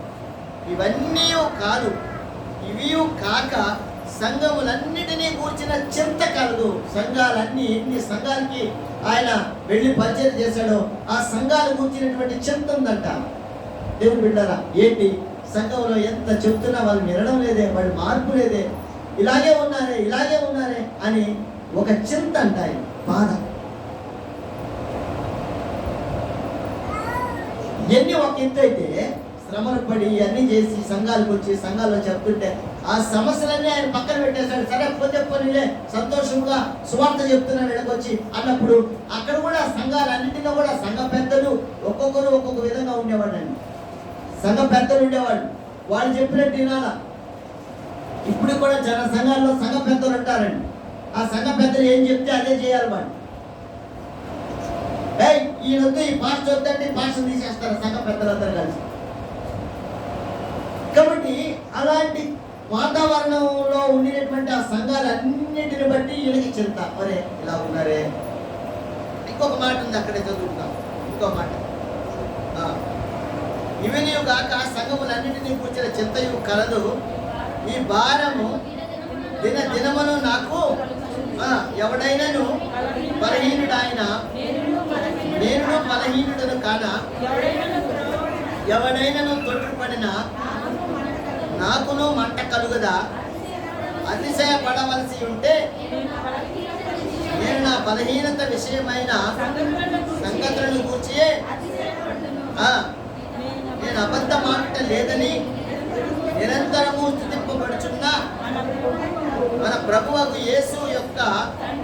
తండ్రి అయిన దేవుడు నేనేం అబద్ధం చెప్పట్లేదా, నాకు ఎన్ని శ్రమలు వచ్చాయి ఆ సంఘానికి రాస్తున్నాడు లేక, ఎన్ని జాగరణలు ఉన్నాను, ఎంత ఉపవాసం ఉన్నాను, ఎంత దెబ్బలు తిన్నాను, దెబ్బలు తిన్నాను, దొంగల వల్ల ఆ ఊళ్ళో తిని సువార్త చెప్తుంటే అధికారుల వల్ల వాళ్ళు బెత్తాలతో కొట్టారా, ఒకటి తక్కువ 40 అంట. ఒకటి కూడా కొట్టేస్తే కొట్టకూడదు, ఆ రోమ పద్ధతి అది, 39 కొట్టాలి, 40 కొట్టకూడదని వాళ్ళ పద్ధతి అది పెట్టుకున్నారు. అందుకే ఒకటి తక్కువ 39 5 సార్లు కొట్టారంట. ఇంకా బెత్తాలు తీసుకొని కొట్టారంట, బెత్తాలు తీసుకొని కొట్టారు ఆయన్ని. అపొస్తలుల కార్యాల్లో ఉంటుందన్నమాట. బెత్తాలతో కొట్టి అతన్ని లోపలేస్తారు, చెరసాల్లో వేస్తే ఆ చెరసాల్లో వాడి పాటలు పడి దేవుని స్తుతిస్తుంటే భూకంపం వచ్చి అక్కడంతా కూడా పగిలిపోతే ఆ చెరసాలంతా కూడా వీట్లు మారిపోయి పడిపోయింది. ఆ చెరసాల నాయకుడు ఏమో అయ్యో పగిలిపోయి దొంగలు వెళ్ళిపోయారే అనుకుంటాడు. కానీ ప్రభు యొక్క ప్రేమ పొందుకునేటువంటి ఆ దొంగలు, దేవుని ప్రణాళికలో ఉన్నటువంటి ఆ దొంగలందరూ కూడా మారిపోతారు. పౌలు గారు చెప్పినటువంటి పాటలు పాడి దేవుని మహిమపరుస్తూ దేవుని కనపరుస్తుంటే ఆ దొంగలందరూ విని వాడు కూడా వెళ్ళిపోలేదంట. అరే వెళ్ళిపోతాం మనమైతే, సందు దొరికితే వెళ్ళిపోతాం, ఏముందిలే అయిపోయిందని. సంఘాలు జరుగుతుంటే పెద్ద పెద్ద సంఘాలు చూస్తే పోయేవాడు లేచిపోతుంటే, వచ్చేవాడు వస్తుంటే, పోయేవాడు పోతుంటే అట్లా ఉంటుందండి. ఎందుకు అలాకుంటారు? దేవుని సన్నిధిలోకి వచ్చారు కదా, దేవునికి భయపడాల్సిన అవసరం లేదా? మన ఇళ్లలో దిగినట్టుగా తిరుగుతూ అటు తిరుగుతూ ఇటు చూసుకుంటుంటే దేవుడు గమనించడా? మనల్ని గమనిస్తాడు దేవుడు బిడ్డలు. ప్రతి విషయంలో కూడా దేవుడు గమనిస్తూ ఉంటాడు. అందుకే నేనేం అబద్ధం చెప్పట్లేదు అంటున్నాడు పౌలు. నేను అబద్ధం చెప్పట్లా, ఎన్ని జరిగినాయే. తండ్రి అయిన దేవుడు ఉన్నాడు సాక్ష్యంగా, ఆయన నన్ను ఉగ్రతతో ఏం చేస్తాడో నాకే తెలియదు, నేను కానీ అబద్ధం చెప్పుకుంటే ఈ విషయం. అందుకే నాకు ఈ బాధ, ఈ సంఘాలు బట్టి అని పౌలు గారు చెప్తున్నాడండి. ఎన్ని హింసలు, అన్ని హింసలు ఉన్నాయా మనకి ఎప్పుడైనా? ఒకసారి ఆలోచన చేద్దాం. ఎన్ని హింసలు బట్టి ఆయన నిరంతరము దేవుడిని స్తుతిస్తూ దేవుడిని గనపరుస్తూ ప్రతి దాంట్లో నుంచి దేవుడు విడిపించి తీసుకొని వస్తున్నాడు. ప్రతి శ్రమలో నుంచి ఆయన 28వ అధ్యాయంలో అపొస్తలుల కార్యాలు ఒక ప్రాంతంలోకి వెళ్తాడు, సముద్రంలో కొట్టుకొని వెళ్ళిపోయి ఒక ఒడ్డుకి చేరితే ఆ ఒడ్డుకి చేరిన దగ్గర అందరూ కూడా రాత్రి అయిపోతుంది, అందరూ మంటలు వేసుకుంటూ ఉంటారు. ఈయన కూడా వెళ్తాడు, మంట వేసుకుంటూ ఉంటే వాళ్ళందరి గురించి ఆలోచన చేసుకుంటూ ఉంటారు ఆయన పౌలుని గురించి. ఏంది వీళ్ళ సముద్రంలో కొట్టుకొని వచ్చేసారు, వీళ్ళ సంగతి దేవుడు చూసుకుంటాడు, వీళ్ళ కాదు అక్కడి నుంచి తప్పించుకున్నా దేవుడు వీళ్ళని ఏమి వదిలిపెట్టాడు అనుకున్నారు అనుకునేవాడు. అనుకుని వాళ్ళు ఆలోచన చేసుకుంటున్నారు, ఎవరో వీళ్ళు దొంగలు లాక్కున్నారే, అయినా మనకెందుకు అనుకున్నారో మన ఏంటో. ఆ తర్వాత కట్టెలు వేస్తూ ఉంటే ఒక పాము వచ్చింది పౌలు గారికి. పాము కట్టె అనుకొని తీశాడు ఆయన, కర్ర అనుకొని పొలం వేద్దామని ఆయన పొలం అనుకొని తీశాడు. పాము వచ్చిందంట, రక్త పిక్కి. అమ్మో, ఈ సముద్రం నుంచి తప్పించుకొని వచ్చిన దేవుడు వీడిని వదిలిపెట్టలేదయ్యా, పాము చూడ వేసేసి ఉంటుంది తను అనుకున్నాను. ఎదిరించాడు, పారేసాడు. వాళ్ళందరూ చూస్తున్నారు, ఎప్పుడు చచ్చిపోతాడు వీడు. కానీ ఆయన ఏం సాగు, బతికే ఉన్నాడు. నిద్రపోయాడు, చెప్పాడు, సువార్త చెప్పాడు. ఆయన నమ్మి బాప్టిజం తీసుకుంటే పాములు పట్టుకున్నా ఏం కాదు, ఎవడు ఏం కాదయ్యా, ఎవడు కాపాడతాడు, సింహాలు వచ్చినా ఏం కాదు అని అక్కడ సువార్త వాళ్ళకి చెప్పినప్పుడు వాళ్ళందరూ కూడా నమ్ముకున్నారట దేవుడు. ఆ శ్రమలో కూడా దేవుడు తన పనిని కొనసాగించున్నాడు పౌలు దగ్గర. ఎన్ని విధాలుగా దేవుడు పౌరుని రక్షిస్తూ వస్తూ ఉన్నాడంటే, అన్ని హింసల్లో, అన్ని శ్రమల్లో, అన్ని శోధనలో, ప్రతి దాంట్లో కూడా దేవుడు ఆయన పక్షాన్ని విడిపించాడు. పాపుల కన్నా పాము వచ్చి చేతిలోకి వచ్చినా కూడా ఇది చేసిందే, ఇంకేం కాదు, అది చచ్చిపోయింది. విడిపించే దేవుడు మన దేవుడు. ఎప్పుడు నీతిమంతులుగా నీవు ఉంటే, విశ్వాసముతో నీవు ఉంటే, ప్రతి శ్రమలో నిన్ను విడిపించి డబల్ నూరంతలు అన్నాడు అక్కడ. యోబు రెండింతలుగా ఆశీర్వాదం పొందుకుంటాడు దేవుడు. అందరూ ఎవరెవరైతే అతనికి దూరస్తులైపోయారో, అక్క చెల్లెళ్ళు, అన్నదమ్ములు, బంధువులు అంతా కూడా ఇతని దగ్గర ఎప్పుడైతే ఏం లేదో బూడిదలో ఉన్నాడో పడుకొని, అయినా కూడా దేవుడిని విడిచిపెట్టకుండా దేవుడిని స్తుతిస్తూ ఉంటే వెంటనే దేవుడు ఆశీర్వాదం ఇచ్చాడు. వెంటనే లేచాడు, ప్రార్థన చేశాడు. తన మిత్రుల కోసం అందరి కోసం ప్రార్థన చేయాడు. దేవుడు చెప్పాడు, మీరందరూ వెళ్ళి యోబు దగ్గరికి వెళ్ళి ప్రార్థన చేసుకోండి. మీకు కూడా తెలుసు, నేనంటే తెలుసు మీకు, కానీ అంత స్థితి లేదు మీకు, ఆత్మీయ స్థితి లేదు. ఎన్ని చెప్తారో యోగుకి, నువ్వు దేవుడు అయితే నిన్ను విడిపిస్తాడు కదా, నిన్ను విడిపిస్తాడు ఆయన, నువ్వు చేసే పనులు బట్టాను అని ఎన్ని చెప్తారో దేవుడి గురించి యోగుకి. అయినా కూడా వాళ్ళకి విశ్వాసం అనేది తక్కువ, ప్రార్థన శక్తి లేదు వాళ్ళ దగ్గర. అందుకనే మీరు వెళ్ళి యోగు దగ్గరికి వెళ్ళి ప్రార్థన చేసుకోకండి. ఇన్ని నీతి మాటలు చెప్పిన వాళ్ళని యోగు దగ్గరికి ఎందుకు పంపంటారు దేవుడు అంటే, వాళ్ళకి అన్ని విషయాలు తెలుసు, కానీ దేవుడిని కనపరిచే విషయం, తమ హృదయాన్ని ఆయన వైపు మళ్లించుకునే విషయంలో లేదేమో. అందుకనే ప్రార్థన ఆయన దగ్గరికి వెళ్ళి చేసుకోండి. ప్రార్థన చేశాడు యోగు ఆయన వాళ్ళ ముగ్గురికి. ఆ తర్వాత ఆశీర్వదించడం మొదలుపెట్టాడు దేవుడు యోగు. అన్నీ మళ్ళా భార్య ఉంది కదా, అని మళ్ళా బిడ్డలు ఇచ్చాడు. మళ్ళా అక్క చెల్లెళ్ళు అన్నదమ్ములు అందరూ కూడా, బంధుమిత్రులు అందరూ ఎవరైతే వెళ్ళిపోయారో దూరంగా, వాళ్ళందరూ కూడా డబ్బులు తెచ్చి ఇచ్చారంట. ఆయన ఇక్కడ రాసి ఉంటుంది యోగు గ్రంథం 42 అధ్యాయంలో దేవుడు అన్ని తెచ్చిచ్చారు. వాళ్ళు దేవుడిని గట్టిగా మనం పట్టుకుంటే మనకేం లేదని భయపడబెట్టా, ఎక్కడెక్కడి నుంచి ఏ పక్క నుంచి రావాలో ఆ పక్క నుంచి వస్తాయి. దేవుడు దీవెనలు అలాగ ఉంటాయి ఎప్పుడు నువ్వు నమ్మితే.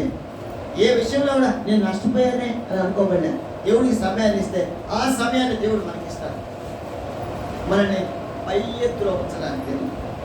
కాబట్టి పౌలు గారు చెప్పినటువంటి మాట మనం ఒకసారి జ్ఞాపకాన్ని చేసుకుంటే నిజంగా మనం ఎంత మనకు వచ్చే శ్రమలంతా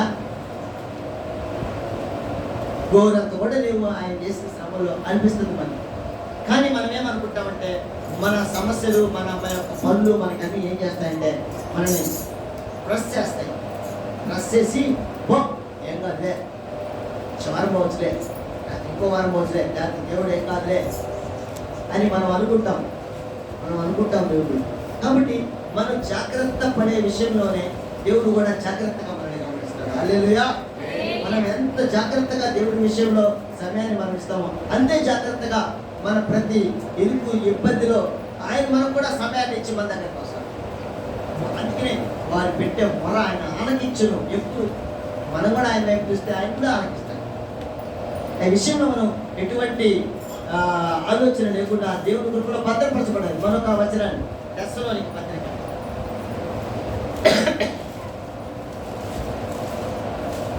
దశలోనికి పత్రిక 1 దశలోనికి పత్రిక 3వ అధ్యాయం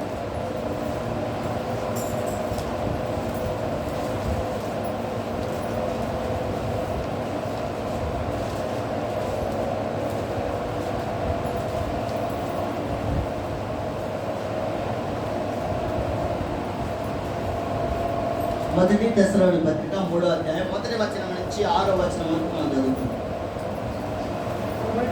కాబట్టి ఇక సహింపజాలక ఏ తెలుసులో మేమొంటిగా అయినను ఉండిట మంచిదని ఎంచి ఈ శ్రమల వలన ఎవడను కదిలింపబడకుండునట్లు మిమ్మల్ని స్థిరపరచుటకును మీ విశ్వాస విషయమై మిమ్మల్ని హెచ్చరించుటకును మన సహోదరుడును క్రీస్తు సువార్త విషయంలో దేవుడి పరిచారకుడైన తిమోతిని పంపితిమి.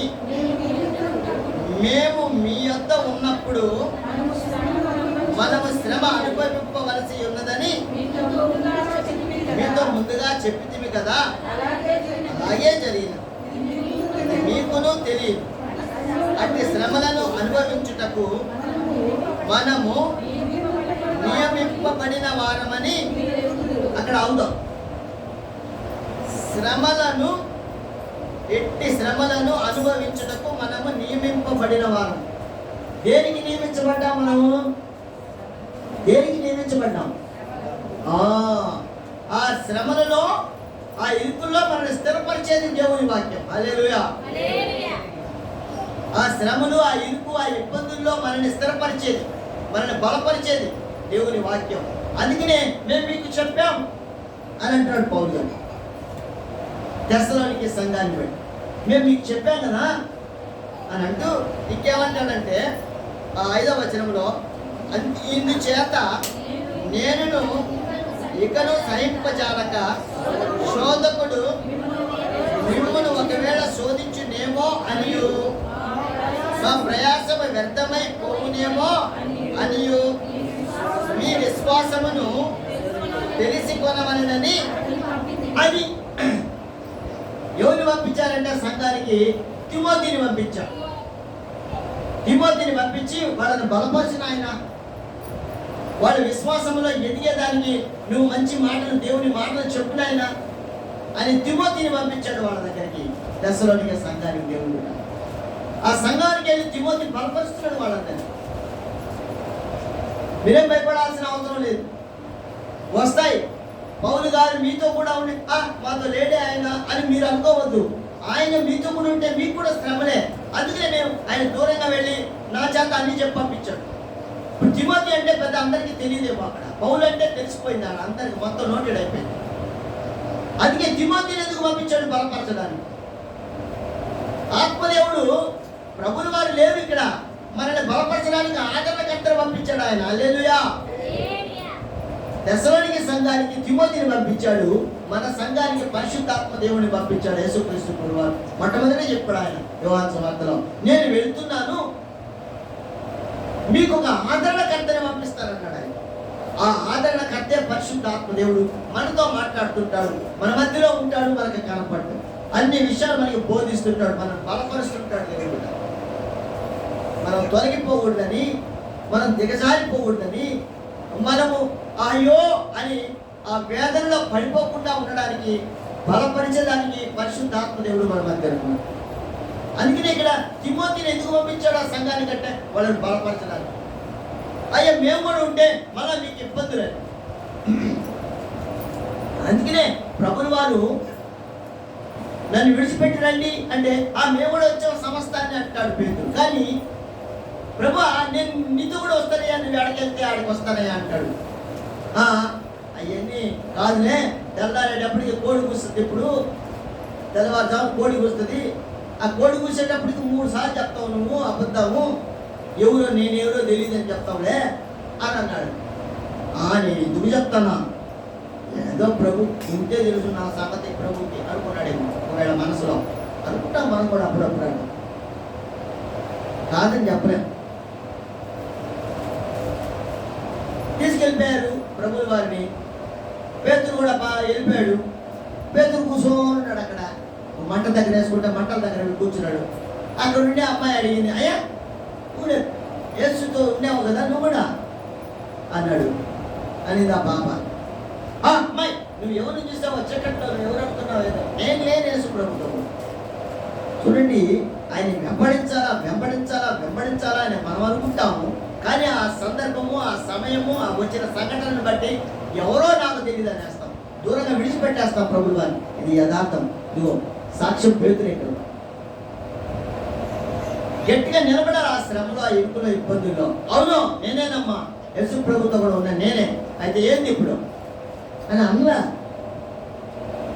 ఆ తర్వాత ప్రభువుని అర్థం చేసుకుని ఆత్మను పొందుకొని ఆ తర్వాత ప్రభువుల వారిని శిలువ వేశారు. ఈయనేమన్నాడు పౌలు గారు, అయ్యా పౌలు గారు నా ప్రభుని అట్లా వేశారయ్యా, నేను అట్టొద్దు, నన్ను తిరగలిపించేయండి, కాళ్ళు పైకి తల కింద కంట. అట్లా చనిపోయాడు, మరణించాడు ఆయన. సజీవ సాక్షులు వాళ్ళందరూ కూడా. అందుకే మనం దేవుడు మనకి ఆత్మదేవుడు మన మధ్యకి ఎందుకు తీసుకొస్తున్నాడంటే సంఘటనని ధైర్యంగా ఉండడానికి, మనం ఆలోచన కలిగి ఉండడానికి, జ్ఞానం కలిగి ఉండడానికి. మనం ఎవరు అంటే హింసల కోసం అంటాడు ఇక్కడ. మీరు అట్టి శ్రమలను అనుభవించుటకు మనము నియమింపబడిన వారమని మీరు ఎరుగుదురు. ఇందుచేత నేనును ఇకను సహింపజాలక శోధకుడు మిమ్మల్ని ఒకవేళ శోధించునేమో అనియు మా ప్రయాసము వ్యర్థమై పోవునేమో అనియు మీ విశ్వాసమును తెలుసుకొనవలెనని అతని పంపించింది. మీ విశ్వాసం ఏదో తెలుసుకునే దానికి ఆయన పంపించాడు అంటూ 6వ వచనంలో ఏమంటాడంటే, తిమోతియు ఇప్పుడు మీ వద్ద నుండి మా యొద్దకు వచ్చి మేము మిమ్మల్ని ఎలాగో చూడ అపేక్షించుచున్నామో అలాగే మీరును మమ్మల్ని చూడ అపేక్షించుచు ఎల్లప్పుడూ మమ్మల్ని ప్రేమతో జ్ఞాపకము చేసి కొనుచున్నారని మీ విశ్వాసమును కూర్చి మీ ప్రేమను గూర్చియు సంతోషకరమైన సమాచారమును ఎంత సంతోషించుంటాడు. అయ్యా వాడి విశ్వాసంలో తగ్గలేదయ్యా, పౌలు గారు వెళ్ళిపోయారు అయిపోయిందిలే అని ఏమి లేదయ్యా, వాడు గట్టి ప్రార్థనలో ఉన్నారే. నువ్వంటే ఎంత ప్రేమిస్తున్నారో నేను, అందుకే నేను చెప్పిన ప్రతి మాట ఆచరిస్తున్నారు వాళ్ళకి. సంఘంలో కరెక్ట్గా జరుగుతూ ఉన్నాయా అని తిమోతి చెప్పినప్పుడు అన్ని సంతోషించాడంట పౌలు గారు. అంత సంతోషించ వెళ్ళిపోయాడు ఆయన, ఇంకేముంది అని అనుకోరా ఆ సంఘస్థులు. ఆ సంఘం ఎలా ఉంటుంది, ఎలా ఉందో ఇప్పుడు తిమోతిని పంపిస్తే తిమోతి అంతా కూడా పరీక్ష చేసి చూసొచ్చి పౌలు గారు చెప్తున్నాడు. పౌలు గారు చెప్పినప్పుడు ఎంత సంతోషించాడంట పౌలు గారు. సంఘం ఆ శ్రమలో దేవుడిని విడిచిపెట్టలేదండి, సంఘాన్ని విడిచిపెట్టి వెళ్ళిపోలేదండి. వాళ్ళు ఇంకా గట్టిగా ప్రార్థన చేస్తూ ఉన్నారండి అని ఆ మాట తిమోతి ఎప్పుడైతే చెప్పాడో పౌలు గారికి ఎంత ఎగిరి గంతులు వేసే ఆనందం అంట. అబ్బా నా ప్రయాసం వ్యర్థం కాలేదయ్యా, నేను పడిన శ్రమ వేస్ట్ కాలేదయ్యా, ఎంత సువార్త చెప్పానో ఎంత వాళ్ళకి చెప్పానో అదంతా వేస్ట్ కాలేదు.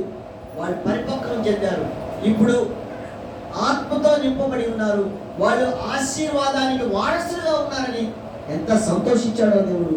ఆ పౌలు గారు దేవుడు పెట్టారు, ఎంత సంతోషం. అందుకే ఆత్మదేవుడు కూడా మన దగ్గరకు వచ్చి మనతో మాట్లాడుతూ ఉంటే మనం కూడా అదే మనస్తత్వం కలిగి మనం జీవించాలి, అదే పటుత్వం కలిగి, అదే స్థిరత్వం కలిగి, అదే ప్రార్థన అనుభవం కలిగి, గట్టి ప్రార్థనలతో మన హృదయం ఆయన దగ్గర ఉంచుకొని ప్రార్థనలతో, పెదాలు మాత్రమే కాదండి, హృదయం ఉండాలి ఆయన దగ్గర. అలాంటి ప్రార్థనలతో మనం ఉంటే ఆత్మదేవుడు ఎంత సంతోషిస్తాడో అంట, ఎంత ఆనందమో అంట. అందుకే యేసుక్రీస్తు ప్రభువు వారు చెప్తారు, నన్నైతే దుఃఖపెట్టారు, ఆత్మదేవుడిని దుఃఖపెట్టబాకండి మీరు అని చెప్తారు. ఆత్మని దుఃఖపెట్టబాకండి, ఆత్మని ఆర్పుకోబాకండి మీరు. ఆత్మ ఆరిపోయిందంటే ఆ ఆత్మ ఆరిపోతే జీవం ఉండదు మనలో, లోకంలో పడి వెళ్ళిపోతాం. లోకస్తులు లోకము అదంతా ఉంటుంది మనలో, పాతాళానికి జారిపోతాం, గుండెలు బాదుకునే అనుభవాన్ని పొందుకుంటాం. కానీ అలా కాదంట మనం అలా కాదు. హింసలతో పాటు నూరంతర ఆశీర్వాదం దేవుడు మనకి ఇవ్వడానికి ఆయన ప్రణాళికను అమలుపరుస్తూ ఉన్నాడు దేవుడు పెట్టారు. అందుకే మనకి శ్రమలు వస్తాయి, ఇరుగులు వస్తాయి, ఇబ్బందులు వస్తాయి, కష్టాలు వస్తాయి. అందుకనే ప్రభువు వారు చెప్తూ ఉన్నారు, నా యందు మీరుంటే, మీ యందు నా మాటలుంటే మీకు ఏం కావాలో అన్నీ ఇస్తా. ఆ తర్వాత ముందు శ్రమలు వస్తాయి, ఇరుగులు వస్తాయి, హింసలు వస్తాయి, ఆ తర్వాత అన్నీ వస్తాయి, అన్నీ నూరంతరగా ఇస్తా. ప్రభువు వారు మార్క్స్ వార్తలో 10వ అధ్యాయంలో చెప్తున్నమాట, అన్నీ ఇస్తా. మీరు స్థిరత్వం కలిగి ఉండండి, పట్టుత్వం కలిగి ఉండండి అంటున్నాడు దేవుడు. ధైర్యం కలిగి ఉండండి ప్రతి శ్రమలో. మంది లోకం కాదు, దేవుని రాజ్యం మంది. అక్కడ ఉండవలసిన వాళ్ళు మనం, అక్కడ దేవుడు మనల్ని ఇక్కడ తయారు చేసి అక్కడ తీసుకెళ్ళడానికి ఇక్కడ తయారు చేస్తున్నారు. ఊరికే ఉదాహరణ చెప్తాను, ఇక్కడి నుంచి అక్కడికి అనేదానికి చెప్తా. ఊరికే పెద్ద పెద్ద హోటళ్ళు ఉంటాయి, అక్కడెక్కడో తయారు చేస్తారు అన్ని వంటలు తయారు చేసుకో. లేకపోతే మన సంఘమే అనుకోండి, మన సంఘమే మనం ఆర్డర్ ఇచ్చాం, వార్షికుడిగా ఆర్డర్ ఇచ్చాము. వంటలు అక్కడెక్కడో చేసుకొని వస్తారు మనం ఆర్డర్ ఇస్తే కదా, అవును కదా. అక్కడ చేసుకొని అన్ని ప్రిపేర్ చేసుకొని ఫోన్ చేస్తారు మనకి, అయ్యా రెడీ అయిపోయినాయి అయ్యా అక్కడ తీసుకురండి, అడ్రస్ చెప్తాం, అడ్రస్ తీసుకొచ్చి ఇక్కడ పెడతాం, మనం ఇంటికి పోతాం. మనల్ని ఇక్కడ ప్రిపేర్ చేస్తున్నాడు దేవుడు మనల్ని. ఎందుకు? ఆ రాజ్యంలోకి మనం తీసుకెళ్ళాలి. నమ్మకం ఉండాలి, మనం నమ్మాలి దేవుణ్ణి. నేను ఇక్కడ వాడిని కాదు, అక్కడ వాడిని. అందుకే ఇక్కడ జరిగే ఇన్ని కూడా ప్రతి ఇరుగులో, ఇబ్బందుల్లో, శ్రమంలో దేవుడు నా పక్షాన్ని ఉంటాడు.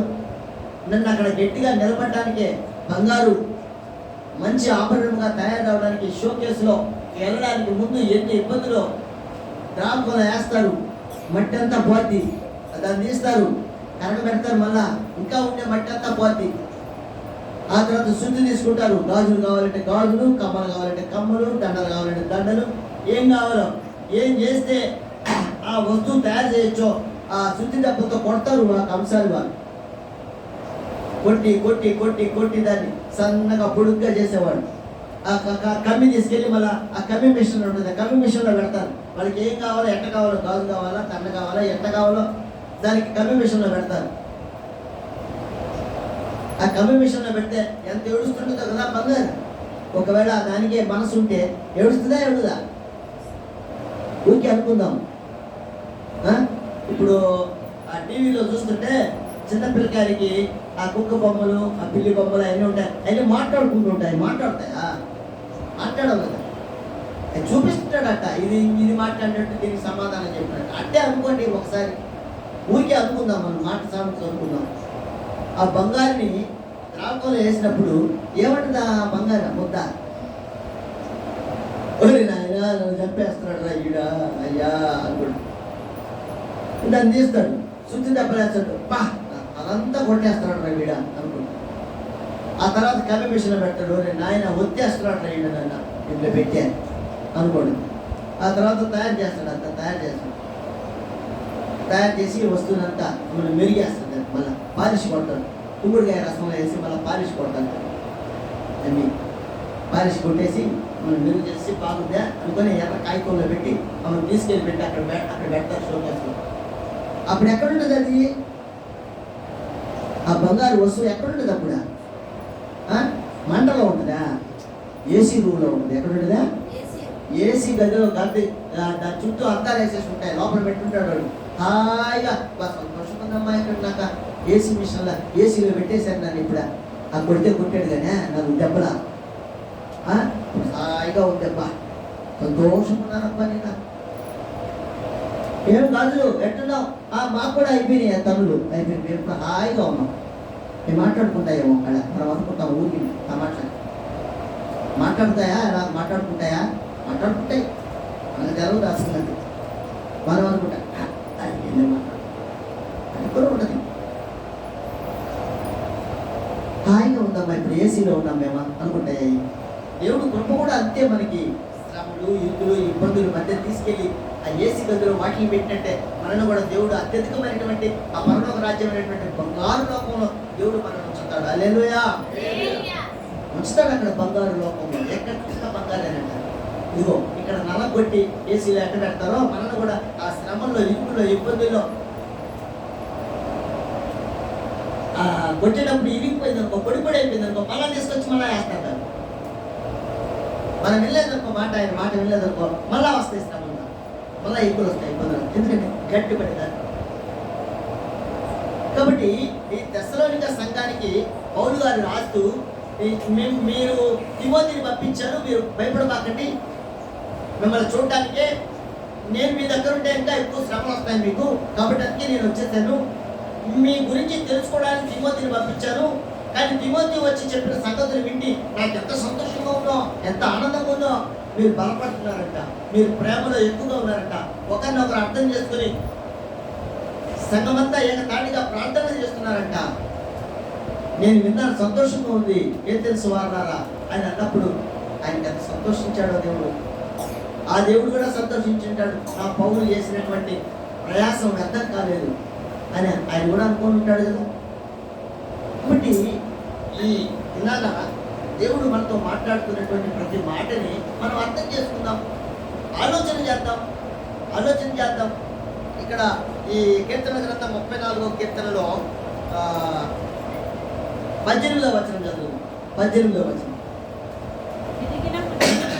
విరిగిన హృదయం గలవారికి యెహోవా ఆసన్నుడు, నలిగిన మనస్సు గలవారిని. అదండి, నీ ప్రతి ఇరుకు ఇబ్బందుల్లో దేవుణ్ణి దూషించకుండా, అయా ఈ శ్రమలో నేను ఇంకా పరిశుద్ధంగా జీవించడానికి నువ్వు పెట్టిందే ఇది ఏ పాటి శ్రమ, నేను ఓర్చుకుంటా, నేను నిలబడతా. ఆ ఓర్పు నాకు ఇచ్చినందుకు నీకు వందనాలు ప్రభా అని ఆ ఓర్పుతో మనం ఉంటేనంట ఆ హృదయం, నీ హృదయం ఏ హృదయమా? పెరిగిన హృదయం, పశ్చాత్తాపడే హృదయం. నాకు తగినట్టుగా జరిగిందిలే, ఎందుకు ఏమో ఏ విషయంలో దేవుడు తప్పు చేశానని నేను, కానీ శ్రమ వచ్చింది, సరే భరించుకుంటా, దేవుడిని అడుగుతా అని మనం అడిగితే దేవుణ్ణి ఆయన వెంటనే ఏం చేస్తారంటే, విరిగిన హృదయం గలవారికి ఆయన ఆసన్నుడు. ఆయన విరిగిన హృదయం మనకు ఉంటే ఆయన ఆసనంగా ఉంటాడు. హల్లెలూయా. ఆ తర్వాత అక్కడే నలిగిన మనస్సు గలవారిని ఆయన రక్షించడం. ప్రతి విషయంలో నుంచి ఆయన రక్షించి మనల్ని ముందుకు నడిపిస్తాడు. భయపడాల్సిన అవసరం లేదు. నమ్మి బాప్తిజం పొందిన వారు రక్షింపబడను. నువ్వు నమ్మితే, నిజంగా విశ్వాసం ఉంటే నిజంగా బాప్టిజం తీసుకున్నాం. దేనికి తీసుకున్నాం? ఆ తీసుకున్న దానికి అర్థం తెలుసుకొని మనం నడుచుకోవాలి. దేవుని బిడ్డారా, ఊరికే తీసేసుకున్నానులే, బాప్టిజం తీసుకున్నానంటే కుదరదు. అయితే అది మర్యాద, అది కావాలా? అది మర్యాద, లోక మర్యాద చొప్పున మనం జరిగించాలి. ఆ బాప్టిజాన్ని నీళ్ళలో ముంచుతారు, మనల్ని కడకతారు, అడుగుతారు, ప్రభునందు విశ్వాసం ఉంచావా? ఓ అంటాం మనం. అక్కడ ఓ అంటాం. ఏమంటాం? ప్రభు నమ్ముతున్నావా? ఆయన మాట విన్నావా? ఓ అంటాం. ఓ అంటే ఎట్లుంటుంది? ఓ ఇంగ్లీష్ ఓ ఎట్లుంటుంది? ఏదా ఏం చెప్పరా? ఇంగ్లీష్లో ఓ ఎట్లుంటుంది? మనం అనేది ఓ అన్ననే, ఇదే అక్కడ ఏం లేదని అర్థం. మనం అట్లా మమ్మల్ని మేము ప్రభు నమ్ముకొని బాప్టిజం తీసుకుంటే మమ్మల్ని ఎందుకు ఆ విధంగా అంటాం? మమ్మల్ని అవమానపరుస్తాం. అవమానపరచడం లే, మన సంగతి చెప్తానండి. ఏ విషయంలో కూడా ఆ ఓలాగే ఉంటాం మనం. అనిందేమో ఓ అనే అంటే ఏం లేదా, ఓకే. సహాయం చేసినప్పుడు మాత్రం అన్నీ జరిగించుకుంటాము. ఆ కొద్ది రోజులు గడవంగానే మళ్ళా లోకంలో పడిపోతాం, మళ్ళా లోకాశల వైపు పరిగెత్తుతాం, మళ్ళా మామూలుగా జీవించడం మొదలుపెట్టాం. అప్పుడు ఆ ఓ అని చెప్పిన దానికి అర్థం అక్కడ సరిపోతుంది. కాబట్టి దేవుని విడిచిపెట్టకూడదు, ఓ అనకూడదు. మనం ప్రభువా నిన్ను వెంబడిస్తున్నాను ఆయన. పేతురు అన్నాడు నిన్నే వెంబడిస్తాను, వెళ్ళిపోయాడు. మూడు సార్లు చెప్పాడు నాకెవరో తెలియదు యేసు ప్రభువు. ఆయన కలవరి శిలువ మీద బలియాగం చేయగానే వెంటనే వెళ్ళిపోయాడు ఇంటికి. ఎవరి ఇంటికి వారు వెళ్ళి అన్నాడు. వెళ్ళిపోయారు అందరూ, ఎవరు వెళ్ళకూడదు. అంటే ప్రభు లేదు కదా.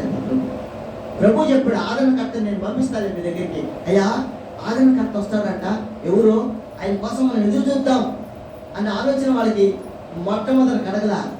ఆ తర్వాత ప్రభు వారు మళ్ళీ కనిపించి వాళ్ళకి 50 దినాలు వాళ్ళతో కూడా ఉండి వారిని బలపరిస్తే అప్పుడు ఆత్మ ఆదరణకర్త కోసం ఎదురు చూస్తారు వాడు, పరిశుద్ధ ఆత్మదేవుడు. అప్పుడు అగ్ని నాలుకల వలె విభాగింపబడి వారి మీదకి ఆవహించినప్పుడు మాత్రమే వాళ్ళు వెలుగులో ఒక వెలుగు వెలిగారు. దేవుడు పెట్టారు ఆదరణకర్తని పంపిస్తారనేటువంటి పరిశుద్ధ ఆత్మదేవుడు ఆయనే ఆదరణకర్తని నేను పంపిస్తానన్నాడు. మేడ మీద గదిలో పశ్చాత్తాప హృదయాలతో, విరిగినలిగిన హృదయాలతో వాళ్ళు, అయ్యా మేము నువ్వు చనిపోయావు అనుకున్నామయ్యా, అయిపోయింది అనుకున్నామయ్యా, కానీ నువ్వు మళ్ళా మాకు ప్రత్యక్షమై బ్రతికిన రోజుల్లో నువ్వు మాతో ఎలా ఉండేవయ్యా, అప్పుడు కూడా మాతో కూడా అలాగుండి మమ్మల్ని నడిపించావయ్యా, నిన్ను అర్థం చేసుకోలేకపోయావయ్యా, యేసు ప్రభు ఎవరో నాకు తెలియదు అన్నానయ్యా నేను అని. ఒకవేళ పేతురు ప్రార్థన చేసుకున్నాడేమో, నలిగిన హృదయంతో ప్రార్థన చేశాడేమో, మనకు తెలియదు కదా, అనుకుందాం. అందుకనే ఆ విరిగిన హృదయం కలవారిని ఆయన రక్షించాడు. ఆత్మదేవుడు సాక్షాత్కరించి వాళ్ళని బ్రతికించాడు. నిత్య జీవానికి వారసులుగా ఉండడానికి ఆ శ్రమల్లో, ఆ ఇరుకుల్లో, ఆ ఇబ్బందుల్లో వాళ్ళని కాపాడాడు దేవుడు. మనం కూడా అంతే. ఆయన ఎంత ఎప్పుడైతే విశ్వాసం ఉంచుతామో, నమ్మకం ఉంచుతామో, నలిగిన హృదయాలతో మనం ఉంటామో దేవుడు మనల్ని రక్షిస్తారని ఆయన వాగ్దానం చేసే దేవుడు. ఆయన వాగ్దానం తప్పేవాడు కాదు. మనమైతే చెప్పుకుంటాం వాగ్దానాలు తప్పుతాం, కానీ ఆయన అలా కాదు కదా. కాబట్టి ప్రతి విషయంలో కూడా దేవుని కృప పొందుకొని మనం ముందుకెళ్ళాలని నేను మనం చేస్తున్నాను. కాబట్టి ఈ సమయంలో మనతో పరిశుద్ధ ఆత్మదేవుడు మాట్లాడిన ప్రతి మాటని మన హృదయంలో దాచుకుందాం. దేవుడి దగ్గర పశ్చాత్తాపడదాం. విరిగి నలిగిన హృదయాలు, ఆ తర్వాత నలిగిన హృదయాలు, ఇవన్నీ దేవుడికి చూపిద్దాం. పశ్చాత్తాపం దేవుడిని కదిలిస్తుందంట. అక్కడికి దేవుడు పీఠం కదులుతుందంట. మనలో కలిగిన పశ్చాత్తాపం కలిగితే దేవుడు పీఠం కూడా, ఆయన ఆసనం ఏంది, ఆయన సింహాసనం ఏంది, ఆయన సింహాసనం ఏంది, ఆకాశం, భూమి గడగడలాడుతుందంట. అందుకనే ప్రార్థన చేస్తారంట. ప్రార్థన చేస్తే ఆ భక్తుల కోసం అంట దేవుడు గబ్బ గబ్బ గబ్బ గబ్బ గబ్బా వచ్చేస్తాడంట. అక్కడి నుంచి పెత్తడిపోతారంట సూర్యుడు చంద్రుడు, వాళ్ళ వెలుగులన్నీ మానుకొని పక్కకి వెళ్ళిపోతారంట. ఎందుకంటే నువ్వు మనపెట్టినప్పుడు నిన్ను విడిపించడానికి దేవుడు యుద్ధ సన్నద్ధుడే బయలుదేస్తాడు. హబక్కు గ్రంథంలో రాసుంటుంది ఆ మాట. యుద్ధ సన్నద్ధుడే బయలుదేరితే సూర్యుడు చంద్రుడు కూడా భయపడి, మేఘాలు భయపడి బతికి వెళ్ళిపోతాయి ఆయన. అట్టా వస్తాడు నిన్ను రక్షించడానికి, నన్ను రక్షించడానికి, మనందరినీ రక్షించడానికి. మనమే అంటే మనమే కాదు, ఎవరైతే విరిగి నలిగిన హృదయంతో ఉంటారో వారందరినీ రక్షించడానికి దేవుడు అట్ట బయలుదేరి వస్తుంటే గడగళ్ళాడతాయి, భూమి దద్దరిల్లిపోతాయి. వాడు ప్రార్థన చేస్తే, పౌలు శీలలు ప్రార్థన చేస్తే భూకంపం వచ్చింది. భూకంపం అయిపోయింది అక్కడ. ఆ చెరసాల గోడలు బద్దలైపోయాయి. విడిపించాడు అక్కడ దేవుడు వాళ్ళని. అక్కడ విడిపించాడు. చెరసాల నాయకుడు అందరినీ విడిపించాడు ఆయన. పాతాళం నుంచి తప్పించి వాళ్ళని పరలోక రాజ్యానికి వారసులుగా ఉండడానికి తప్పించాడు. దేవుడు పిల్లరా, మనం ప్రతి విషయంలో ఆలోచన కలిగి, జ్ఞానం కలిగి, దేవుడి పట్ల భయము, భక్తి కలిగి, ప్రతి విషయంలో మొట్టమొదటి సమయానికి వచ్చే విషయంలోనే మీరు దాంట్లోనే అర్థమైపోతుంది మనం ఎంత భయపడుతున్నామా, ఎంత భయం ఉందా లేదా, మనం దేవుడు అంటే భయం ఉందా లేదా మనకు ఆ విషయంలోనే అర్థమైపోతుంది. దేవుడు గమనిస్తూ ఉంటాడు. అందుకే త్వరగా రండి, త్వరగా రండి, త్వరగా రండి అని నేనేదో గబగబా చెప్పుకొని వెళ్ళిపోవడం అని కాదు.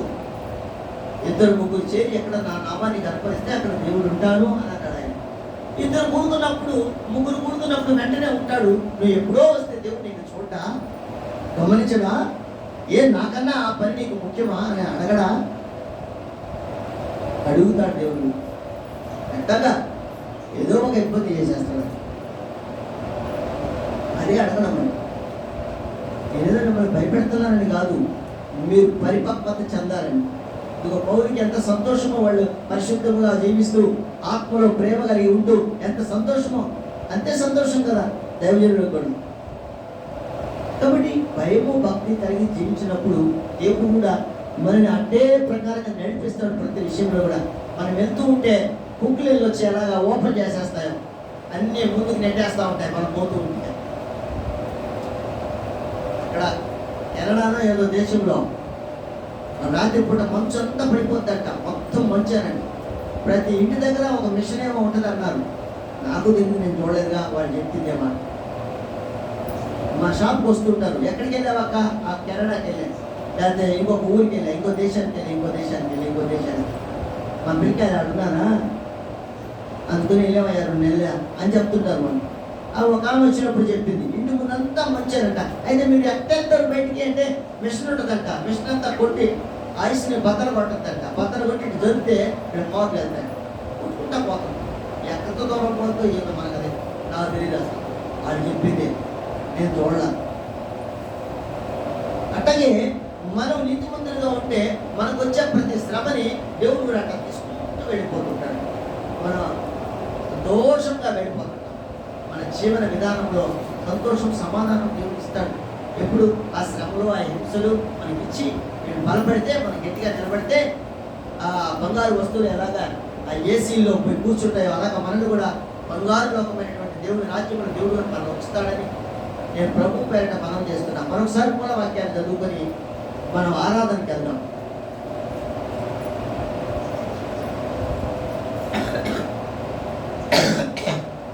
కీర్తనల గ్రంథము 34వ కీర్తన 19వ వచనం మాత్రమే చదువు.